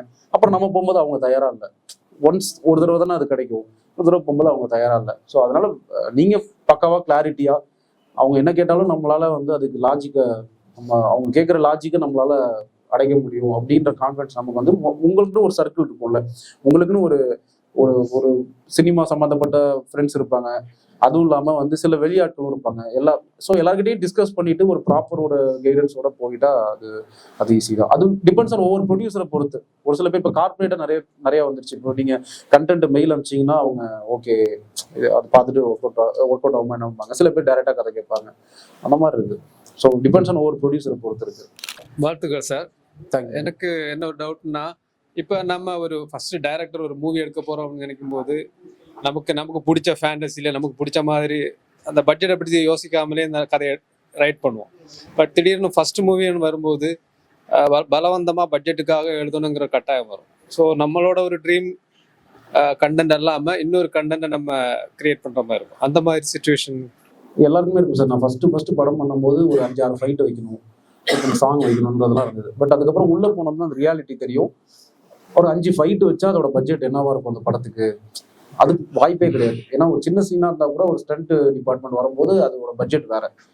ஸோ அதனால அதெல்லாம் பாசிபிள் இல்லை அப்படின்னு தெரிஞ்சு. பட் நமக்கு அதெல்லாம் அந்த ஆசை இருந்தாலுமே வந்து ஒரு ஃபர்ஸ்ட் படமா ஒரு சின்ன கண்டென்ட்டா ஒன்று பண்ணும்போது அது எல்லாருக்கும் கனெக்ட் ஆகுற மாதிரி ஒரு விஷயம் இருந்தால் அது ஈஸியாக. ஏன்னா நான் வந்து இதை யோசிச்சது வந்து இந்த டிகிலோனா முடிச்சுட்டு கரெக்டாக அந்த லாக்டவுன் டைமில் இந்த எல்லாமே இந்த கொரோனானால வந்து எல்லாமே டவுனில் இருந்தது, ஃபினான்ஷியலாக எல்லாமே டவுனில் இருக்கும்போது அப்போ ஓடிடி நல்ல பூமில் இருந்தது. ஸோ ஓடிடிக்காக ஒரு படம் பண்ணுவோம், சின்ன கண்டென்ட்டாக ஓடிடி ஒரிஜினல்ஸ் அப்படின்ற மாதிரி அதுக்காக ஒரு படம் பண்ணணும், அப்படி பண்ணது தான். ஸோ அதுதான் அதுக்கப்புறம் அப்படியே லேட்டராக இது அந்த மாதிரி பார்க்கிங் வச்சு பண்ணலான்னு அப்படி பண்ணது தான் அப்படியே டெவலப் ஆச்சு. ஸோ என்னன்னா என்னை பொறுத்த வரைக்கும் என்னன்னா ஒரு ப்ரொடியூசர் பாயிண்ட் ஆஃப் வியூவில் பார்க்கும்போது அவங்களுக்கு தேவை பட்ஜெட், இந்த இந்த இந்த இந்த விஷயங்களுக்குள்ள அந்த ஸ்கிரிப்ட் இருக்கணும். நம்மளை பொறுத்த வரைக்கும் அந்த பட்ஜெட்டுக்குள்ள இருந்தாலும் அது எவ்வளோ ஆடியன்ஸை போய் இப்போ பேன் இண்டியா படங்கிறது வந்து அங்கே உள்ள எல்லா ஸ்டார்ஸையும் வச்சு பண்ணுறதுக்கு மட்டும் கிடையாது, ஒரு கண்டென்ட் தான். இப்போ காந்தாரான்னு பண்ணுற ஒரு படம் வந்து பேன் இண்டியா படம் ஆச்சு. ஸோ அதில் வந்து வேற ஒரு ஹிந்தியில் உள்ள ஒரு ஆர்டிஸ்டோ அதெல்லாம் கிடையாது. ஸோ கண்டென்ட் தான் வந்து கொண்டு போச்சு. ஸோ கண்டென்ட் நம்ம ஸ்ட்ராங்காக இருக்கணும், அது ப்ரொடியூசருக்கு அக்செப்ட் பண்ணுற மாதிரி ஃபர்ஸ்ட் படம் நம்ம அப்படி பண்ணோம்னா தென் இப்போ வந்து எல்லாமே வந்து இப்போ நீங்கள் நம்ம சொல்கிற பட்ஜெட்டுக்கு தரேன்பாங்க, எல்லாமே கிடைக்கும். பட் இனிஷியலாக நம்மளை ப்ரூவ் பண்ணுறதுக்கு இவங்க எல்லாருக்குமே ஒரு மியூச்சுவலான ஒரு விஷயங்கள் தேவைப்படுது. ஸோ அது நம்ம அதுக்காக நம்ம ஒர்க் பண்ண வேண்டியதாக இருக்கு. சார் இந்த பார்க்கிங் வந்து அந்த கார் சேசிங் ஐடியா உங்களுக்கு எப்படி சார் தோணுச்சு? அதாவது இப்போ பார்க்கிங்னா இந்த ஃப்ளாட்ல வாடகை வீட்டில் நிறுத்துவாங்க, கான்வர்சேஷன் நடக்கும். ஆனால் வந்து இது அந்த வயலன்ஸு அப்புறம் வந்து அந்த ஈகோ இந்த ஐடியா உங்களுக்கு எப்படி சார் தோணுச்சு இந்த மாதிரி வைக்கலான்னு புது ஐடியா? ஈகோ வச்சு படம் பண்ணணுன்றது ஸ்டார்டிங்லேயே இருந்தது. அது ஈகோ ட்ரிகர் பண்ணுறதுக்கு தான் பார்க்கிங் பிரச்சனையை வச்சு அந்த ஈகோ வரட்டும் அப்படின்றது. ஜென்ரலாக அந்த ஈகோங்கிறது இந்த லவ்வர்ஸ் குள்ள இருக்கும். அந்த லவ் படங்கள்ல நம்ம நிறைய ஈகோ பார்த்துருப்போம். ஸோ ஒரு ரெண்டு ஆண்களுக்குள்ள உள்ள ஈகோ எக்ஸ்ட்ரீமாக கொண்டு போவோம், பெண்களுக்குள்ள நிறைய ஈகோ இருக்கு. ஸோ ஆண்களுக்குள்ள கொண்டு போகும்போது எனக்கு அழகா வந்து ஒரு 60 வயசுல ஒரு கேரக்டரும் 30 வயசுல ஒரு கேரக்டரும் கிடைச்சது. ஸோ இவரோட லைஃப் ஸ்டைல் வேற, இவரோட லைஃப் ஸ்டைல் வேற. ஸோ நம்ம அதை வச்சு ஈஸியா வந்து ஒரு ஈகோ ட்ரிகர் பண்ணலாம் அப்படின்னு தோணுச்சு. தென் நம்ம நிறைய அதை பத்தி நிறைய பேர்கிட்ட பேசும்போது அவங்க அனுபவங்கள்லாம் கேட்கும்போது அது ஒர்க் அவுட் ஆயிடுச்சு ஈஸியா. ஆனா இந்த படத்துக்கு ஸ்டோரி போர்டு ஒர்க் பண்ணீங்களாண்ணா? ஸ்டோரி போர்டு நான் ஒர்க் பண்ணல, பட் ஷார்ட் டிவிஷன் போட்டோம். ஏன்னா அந்த 35 டேஸ்க்குள்ள படம் முடிக்கணுங்கிறதுக்காக ஒவ்வொரு சீனுக்குமே வந்து சும்மா இந்த கேரக்டர் இங்கே எக்ஸ் இங்கே நிற்குது, இங்கே ஒய் இங்கே நிற்கிறாங்க. ஸோ கேமராக்கு ஒரு சின்ன பாக்ஸ் மாதிரி ஆரம்பம் மாதிரி கேமரா வந்து இந்த இடத்துல வைக்கிறோம், அடுத்து இங்கே வைக்கிறோம். இது கேமரா 1, இது கேமரா 2, அடுத்த ஷார்ட். ஸோ அந்த மாதிரி ஸ்டோரி போர்டு இல்லாமல் ஷார்ட் டிவிஷனாக பிளான் பண்ணோம். இப்போ இது அங்கே போய் ஸ்க்ரீனில் போய் அதை பிரேக் பண்ணீங்களாண்ணா?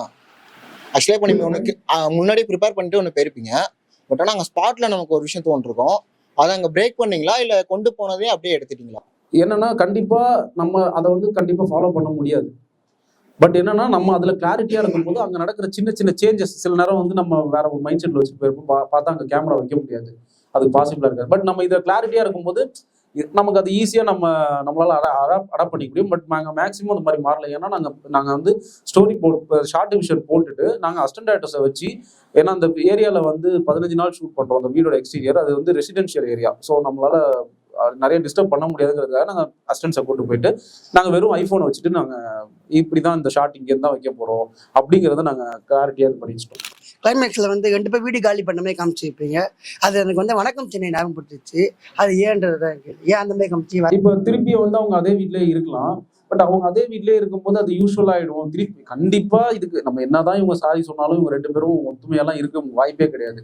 அப்படி நம்ம காட்ட தேவையில்ல, 2 பேரும் ஒத்துமையாக போயிட்டாங்க அப்படிங்கிற தேவையில்ல. ஒன்ஸ் அவ்வளோதான், பண்ண தப்புக்கு சாரி சொல்லிட்டாங்க. அவரே இந்த வீட்டை விட்டு போயிட்டாரு அப்படிங்கும் போது அவருமே அவரோட கேரக்டர்லேருந்து மூவ் ஆன் ஆயிட்டாரு அப்படிங்கிற மாதிரி அதுக்காக தான், அது யூஸ்வலாக இருக்க வேண்டாங்கிறதுக்காக தான் 2 பேருமே காலி பண்ணாங்க. எதுவுமே சொல்ல. இதுக்கப்புறம் ஒரு சீன் இருந்தது, அந்த சீன் நாங்கள் எடிட்ல தூக்கிட்டோம். இதுக்கப்புறம் திருப்பி 2 பேருமே வந்து கமலா தேட்டர்ல மீட் பண்ணுவாங்க கார் பார்க்கிங்ல. 2 காரும் மீட் பண்ணி திருப்பி அங்கே ஒரு பிரச்சனை ஆரம்பிக்கிற மாதிரி போய் அது சுமூகமாகும். அது ரொம்ப லென்த்தா இருக்குன்னு சொல்லிட்டு அதை நாங்கள் ரிமூவ் பண்ணிட்டோம். இப்படி இன்னும் கொஞ்ச நாள் அந்த டெலிட்டட் சீன்ல ரிலீஸ் பண்ணோம். இப்போ உதாரணத்துக்கு நீங்கள் வந்து ஷார்ட் அப்படி நீங்கள் எழுதி வச்சிருந்தீங்கன்னு சொன்னீங்க. ஒரு சின்ன சீனு MS பாஸ்கரோட ஒரு சீன் வரும். அவர் வாராயோ வெண்ணிலாவே பாட்டு போட்டு அந்த ஃபேஷியல் எக்ஸ்பிரஷன்ஸ் காமிப்பாரு. அதை நீங்கள் இம்ப்ரவைஸ் பண்ணீங்களா இல்லை வந்து அப்படியே போனீங்களா? இல்லை, எனக்கு சார் அதை இம்ப்ரூவ் பண்ணிடுவாருன்ற ஒரு இது இருந்தது. ஸோ கண்டிப்பாக அவருக்கு கொஞ்சோண்டு கொடுத்தா அவர் வந்து அதை வேற மாதிரி பண்ணிடுவாருன்ற ஒரு நிஜமா அதை நான் நல்லா பண்ணாரு. ஆமா, அதுவும் பழைய பாட்டு போட்டதுனால அவர் இன்னும் அங்கே ஹைப் ஆயிட்டாரு சார். அதாவது அவர் இன்னும் அந்த லிரிக்ஸுக்கு ஏற்ற மாதிரிலாம் பண்றேன் அப்படின்னு. ஆனால் கரெக்ட் எக்ஸாக்டா அந்த லிரிக் வைக்கல. அவர் வந்து இடையில சரணத்துல இருந்துலாம் பண்ணிட்டு இருந்தோம், சும்மா ரேண்டமா ஓடிட்டு இருந்தது. பட் சார் வந்து அவர் அந்த பாட்டு போட்டோம்னா அவர் எது கொடுத்தாலும் அடாப்ட் ஆயிடுவார். இப்போ நம்ம ஒரு சீன் எழுதும் போது நமக்கு ஒரு தாட் இருக்கும், இந்த சீன் இந்த மூட் இப்படி தான், டைலாக்ஸ் இப்படி தான் அப்படின்னு இருக்கும். பட் ஸ்பாட்டுக்கு போகும்போது அங்க இருக்க அந்த லொகேஷன், லைவ் சவுண்டு நமக்கு வந்து ஒரு சில விஷயம் ஸ்பார்க் அடிக்கும். அந்த டைம்ல இதை சேஞ்சஸ் பண்ணலாம் அப்படின்னு. ஆனால் அப்படி தோணும் போது நம்ம ஆல்ரெடி கிரியேட் பண்ண அந்த மூடையும் ஸ்பாயில் பண்ணாம எப்படி அந்த அது எக்ஸிக்யூட் பண்றீங்க, அந்த மாதிரி ஒரு சிச்சுவேஷன் இருந்துச்சா அந்த படத்தை உங்களுக்கு? இருந்துச்சு கண்டிப்பா. ஏன்னா வந்து நாங்கள் ஒரு ஸ்டண்ட் எடுக்கிறோம், காலையிலேருந்து ஈவினிங் வரைக்கும். அந்த ஹரிஷ் வந்து வெளில சண்டை போடுவாங்க, ஸோ அந்த ஃபைட் எடுக்கிறோம். ஸோ எனக்கு என்னன்னா அன்னைக்கு ஒரு நாள் தான் வந்து எனக்கு இளவரசர் சாரோட டேட் இருக்கு. ஸோ அந்த ஸ்டண்ட் வந்து கிட்டத்தட்ட வந்து அவங்க 5:45 வரைக்கும் ஃபைட் முடிச்சிட்டாங்க. ஸோ அந்த சண்டைக்கு அப்புறம் இளவரசர் சார் வருவார், இவர்கிட்ட பேசுவார். அந்த பக்கத்தில் உள்ளவங்கலாம் சொல்லுவாங்க இவன் பார்வையே சரியில்லை சார்பாங்க. அதுக்கு அந்த அயன் கடைக்காரர் கவுண்டர் கொடுப்பாரு, அப்புறம் ஹீரோயின் வந்து சால்வ் பண்ணுவாங்க. இவ்வளோ பெரிய விஷயம் இருந்தது. ஆனால் எனக்கு இருக்கிறது 1/4 மணி நேரம் தான் லைட் டவுன் ஆக போகுது. ஸோ என்ன பண்ணுறதுன்னு தெரியல. அப்போது இது கண்டிப்பாக எடுத்தாகணும், ஏன்னா சாரோட டேட் அதுக்கப்புறம் இல்லை, ஒரு நாள் தான் இருந்தது.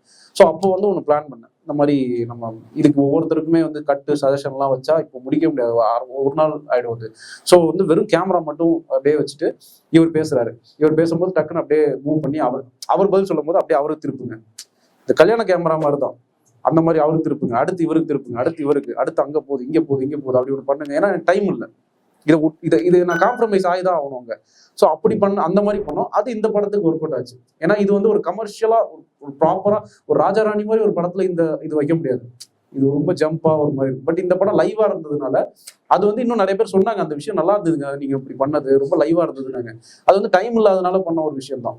அது நம்ம டக்குன்னு நம்ம பண்ணவே இந்த தூக்கலாம், இந்த சீனை தூக்கலாம்னு நினைக்கிறத விட அதை ஏதாவது ஒன்று பண்ணி நம்ம அதை பண்ணிடலாம் அப்படின்ற அந்த ஒரு இதுதான். அது மாதிரி நிறைய இடத்துல ஒரு கூட்டாச்சு. நீங்க ரைட்டிங்ல இருந்து படம் எடுக்கிறப்ப என்னென்ன காம்ப்ளிகேஷன்ஸ் ஃபேஸ் பண்ணீங்க மூவி எடுக்கிறப்ப? எனக்கு படம் எடுக்கும்போது எனக்கு இந்த வீடு தான் ஃபர்ஸ்ட் ப்ராப்ளமா இருந்தது. எனக்கு ரைட்டிங்ல உள்ளது யாருமே எனக்கு உள்ள வந்து இது சஜஷனோ இல்லை மாற்றணும், இதெல்லாம் மாற்றுங்க, ஸ்கிரிப்ட் மாற்றுங்கன்ற மாதிரி எந்த ஒரு பிரச்சனையும் இல்லை. ஸோ எல்லாருமே ஃபுல் கோஆப்ரேட் பண்ணாங்க, ஆர்டிஸ்ட்லேருந்து எல்லாமே. எனக்கு பிரச்சனையாக இருந்தது அந்த ஒரு 15 நாள் அந்த வீடு எக்ஸ்டீரியர் எடுக்கும்போது அது ஒரு ரெசிடென்ஷியல் ஏரியா. ஸோ அவங்களுக்கு ப்ராப்பராக ஷூட்டுக்கு பழக்கப்படலை. அவங்க ஒரு நாள் 2 நாள் அட்ஜஸ்ட் பண்ணிக்கிட்டாங்க. ஸோ 15 days அங்கே பண்ணும்போது அந்த ஒரு ப்ரெஷர் தான் இருந்தது. ஏன்னா நமக்கு நைட்லாம் நிறைய சீன் ஷூட் பண்ணுற மாதிரி இருந்தது. ஸோ அந்த ஏரியாவில் நைட்டு ஃபுல்லாகவே எல்லாமே கொஞ்சம் எல்லாம் வேலைக்கு போகிறவங்க. ஸோ அவங்க டிஸ்டர்ப் ஆகக்கூடாது. ஸோ அந்த மாதிரி மைக் இல்லாமல் அந்த மாதிரி சில விஷயங்கள் பண்ணுறது அப்படிதான், அதுதான் டிஃபிகல்ட்டாக இருந்தது. மற்றபடி எல்லாமே ப்ராப்பராக தான் போச்சு. ஏன்னா முன்னாடியே எங்களுக்கு டைம் இருந்தது, ப்ரீ ப்ரொடக்ஷன் ஒரு 1 year டைம் இருந்தது. ஸோ என்னென்னலாம் பிரச்சனை வரும், அதை நம்ம எப்படிலாம் ஃபேஸ் பண்ணுங்கிறத முன்னாடியே ரெடியாக இருந்தோம். அதனால அது ஈஸியாக போயிடுச்சு. December 1 படம் வந்ததுன்னு நினைக்கிறேன். கொஞ்ச நாள்லேயே ஃப்ளட்லாம் வந்து படங்கள் மேபி தேட்டர் கூட கொஞ்சம் நாள் க்ளோஸ் பண்ணியிருக்கலாம். இந்த நேச்சுரல் கலாமிட்டியை எப்படி நீங்கள் அந்த சேலஞ்ச் எப்படி ஓவர் கம் பண்ணீங்க ஆஸ் அ டேரக்டரா? எனக்கு படம் வந்து அடுத்த நாளே வந்துருச்சு ஃப்ளட். ஸோ நெக்ஸ்ட் டேயே ஃப்ளட் வந்தது. ஓகே, நம்ம இவ்வளோ நாள் கஷ்டப்பட்டு ஒர்க் பண்ணோம், இந்த படம் ரிலீஸ்க்காக ரொம்ப நாள் பிளான் பண்ணி இந்த டேட் ஃபிக்ஸ் பண்ணோம். பட் மழை வந்தது, அது யாருமே நம்ம எதுவுமே பண்ண முடியாது. பட் அதை தாண்டி வந்து எனக்கு அப்போ இருந்த ஒரு பெரிய சப்போர்ட் வந்து இந்த படம் ஓடிடியில் வந்து கண்டிப்பாக நம்ம அல்டிமேட்டாக ஆடியன்ஸ் தேட்டரில் பார்க்கணும், பட் எல்லாருமே படம் பார்க்கணுங்கிறது தான் நமக்கு முக்கியம். ஸோ அது இது இல்லைன்னா கூட ஓடிடியில் நிறைய பேர் பேசினாங்க அந்த டைம். நீங்கள் அதெல்லாம் பற்றி யோசிக்காதீங்க, ஓடிடி வந்தோன்னா படத்தில் வந்து ஓடிடியில் உங்களுக்கு இன்னும் இது எல்லாருமே பார்ப்பாங்க அப்படின்றது கிடச்சி. ஸோ அந்த ஒரு நம்பிக்கையில் இருந்தேன். அதுக்கப்புறம் ஃப்ளட்டுக்கு அப்புறம் எனக்கு வந்து நிறைய ப்ரெஸ் பீப்புள்ஸ் வந்து நிறைய பேர் படத்தை சப்போர்ட் பண்ண ஆரம்பிச்சாங்க. இந்த படம் வந்து ஃப்ளட்டு முடிஞ்சிருச்சு. ஸோ பட் என்னதான் இருந்தாலும் அந்த ஃப்ளோ இல்லை தேட்டரில். ஸோ நிறைய பேர் வந்து ப்ரொமோட் பண்ணாங்க ப்ரெஸ்ஸில், இந்த படத்தை விட்டுறாதீங்க அப்படின்னு. அதுக்கப்புறம் செகண்ட் வீக்கில் இந்த படம் கொஞ்சம் திருப்பி போக ஆரம்பிச்சாங்க. பட் ஓகே, நிறைய பேர் இப்போவும் ஓடிடியில் பார்த்துட்டு இந்த தேட்டரில் மிஸ் பண்ணிட்டோம் அப்படின்னு சொல்கிறாங்க. பட் ஓகே, நமக்கு அல்டிமேட்டாக அது நம்ம எதுவுமே பண்ண முடியாதுல்ல. நம்ம அந்த ஃப்ளட்டு அந்த டைமில் நம்ம ப்ரமோட்டும் பண்ண முடியாத டைமில் படத்தை. ஸோ அதை நம்ம அக்செப்ட் பண்ணி தான் ஆகணும். சார், படத்தை மெயின் ஃபிலிம் ஈகோ தான். ஈவல் மைண்ட் ஈகோனால அப்படியே வார்ம் கோல்ட் ஆன் டீட்டெயில் கொடுக்குறீங்க. வார்ம் கோல்ட் டீட்டெயில் சொன்னீங்களா, ஈஸ்வர் கேரக்டருக்கும் வைட் அண்ட் டீட்டெயில் கொடுக்கணும். இல்லை, அது வந்து நான் என்னன்னா சினிமாட்டோகிராஃபிக்காக சொன்னேன். அது ஈகோங்கிறது தாண்டி எனக்கு சினிமாட்டோகிராஃபியா ஒரு படத்தோட ஃபீலா ஒரு இருக்குல்ல. பட் ஈவல் மைண்ட் ரெண்டு ஒரே மாதிரி யோசிப்பாங்க. அடியே நம்ம இல்லை, படத்தில் வந்து MS பாஸ்கர் சார் வந்து கோவமான கேரக்டராகவே இருப்பார். ஹீரோ வந்து ஷார்ட் டெம்பராக இருப்பார். அவர் கோவப்படுவார், அடுத்த நிமிஷம் வந்து சாரி கேட்பார், ஒய்ஃப்ட்ட நான் அவமானம் பண்ணது தப்பு தான் அப்படிம்பாரு. அந்த மாதிரி அவரோட கேரக்டரே வந்து ரொம்ப சாஃப்டான ஒரு கேரக்டராக இருக்கும். இவர் ரொம்ப ஹார்டாக இருக்கும் MS பாஸ்கர் சார் ஒரு கேரக்டர். ஸோ அதனால தான் பண்ணது. ஸோ சினிமாட்டோகிராஃபிக்குன்னு நம்ம ஒரு பேட்டர்ன் வச்சுருப்போம்ல, இவங்க ஃபுல்லாகவே இவங்க வீடு இந்த பேட்டர்னில் இருக்கணும், இவர் இந்த பேட்டர்னில் இருக்கணும். அதுக்காக தான் இந்த வார்ம் அண்ட் கோல்ட் சொன்னது. ஸ்டார்டிங் சொல்லியிருந்தீங்க 35 days தான் உங்களுக்கு டைம் டியூரேஷன் கொடுத்துருந்தாங்கன்னு. ஸோ எந்த பேசிஸில் வந்துட்டு நீங்கள் ஸ்கெடியூல் பண்ணுவீங்க? கால் ஷீட் பேசிஸ்லையா, இல்லாட்டி பட்ஜெட் பேசிஸ்லையா, இல்லாட்டி லொக்கேஷன் பேசிஸ்லையா? அந்த மாதிரி லொக்கேஷன் பேசிஸில் தான். இந்த படத்துக்கு வந்து ஒரு 5-6 லொக்கேஷன்ஸ் இருந்தது. ஸோ அந்த லொக்கேஷன் வைஸில் அண்ட் வந்து ஆர்டிஸ்டோட டேட்ஸ் அது ஓகே, அது பிரச்சனை இல்லை. மெயினாக வந்து லொக்கேஷன், நமக்கு நிறைய லொக்கேஷன் இல்லை அப்படிங்கும்போது நமக்கு இந்த லொக்கேஷனுக்குள்ள தான். ஸோ இந்த இதுக்கு இவ்வளோ, அதுக்கப்புறம் சீன்ஸ் நம்ம வச்சிருக்க சீன்ஸ் பொறுத்து எத்தனை சீன்ஸ் இருக்குது, ஓகே இவ்வளோ சீன்ஸ் இருக்குது. இந்த சீன்ஸை பிரிக்கும் போது நம்ம லொக்கேஷன் ஆர்டர் தெரிஞ்சிடும். இந்த லொக்கேஷனில் எவ்வளோ பண்ண போகிறோம், இந்த லொக்கேஷனில் எவ்வளோ தான். சில நேரம் இந்த லொக்கேஷனில் மத்தியானமே முடிஞ்சிடும், இதுலேருந்து ஷிஃப்ட் ஆக போகிறோம் அப்படிங்கிறது தெரிஞ்சிடும். ஸோ அந்த மாதிரி லொக்கேஷன் வைஸ் தான் நாங்கள் பண்ணோம்.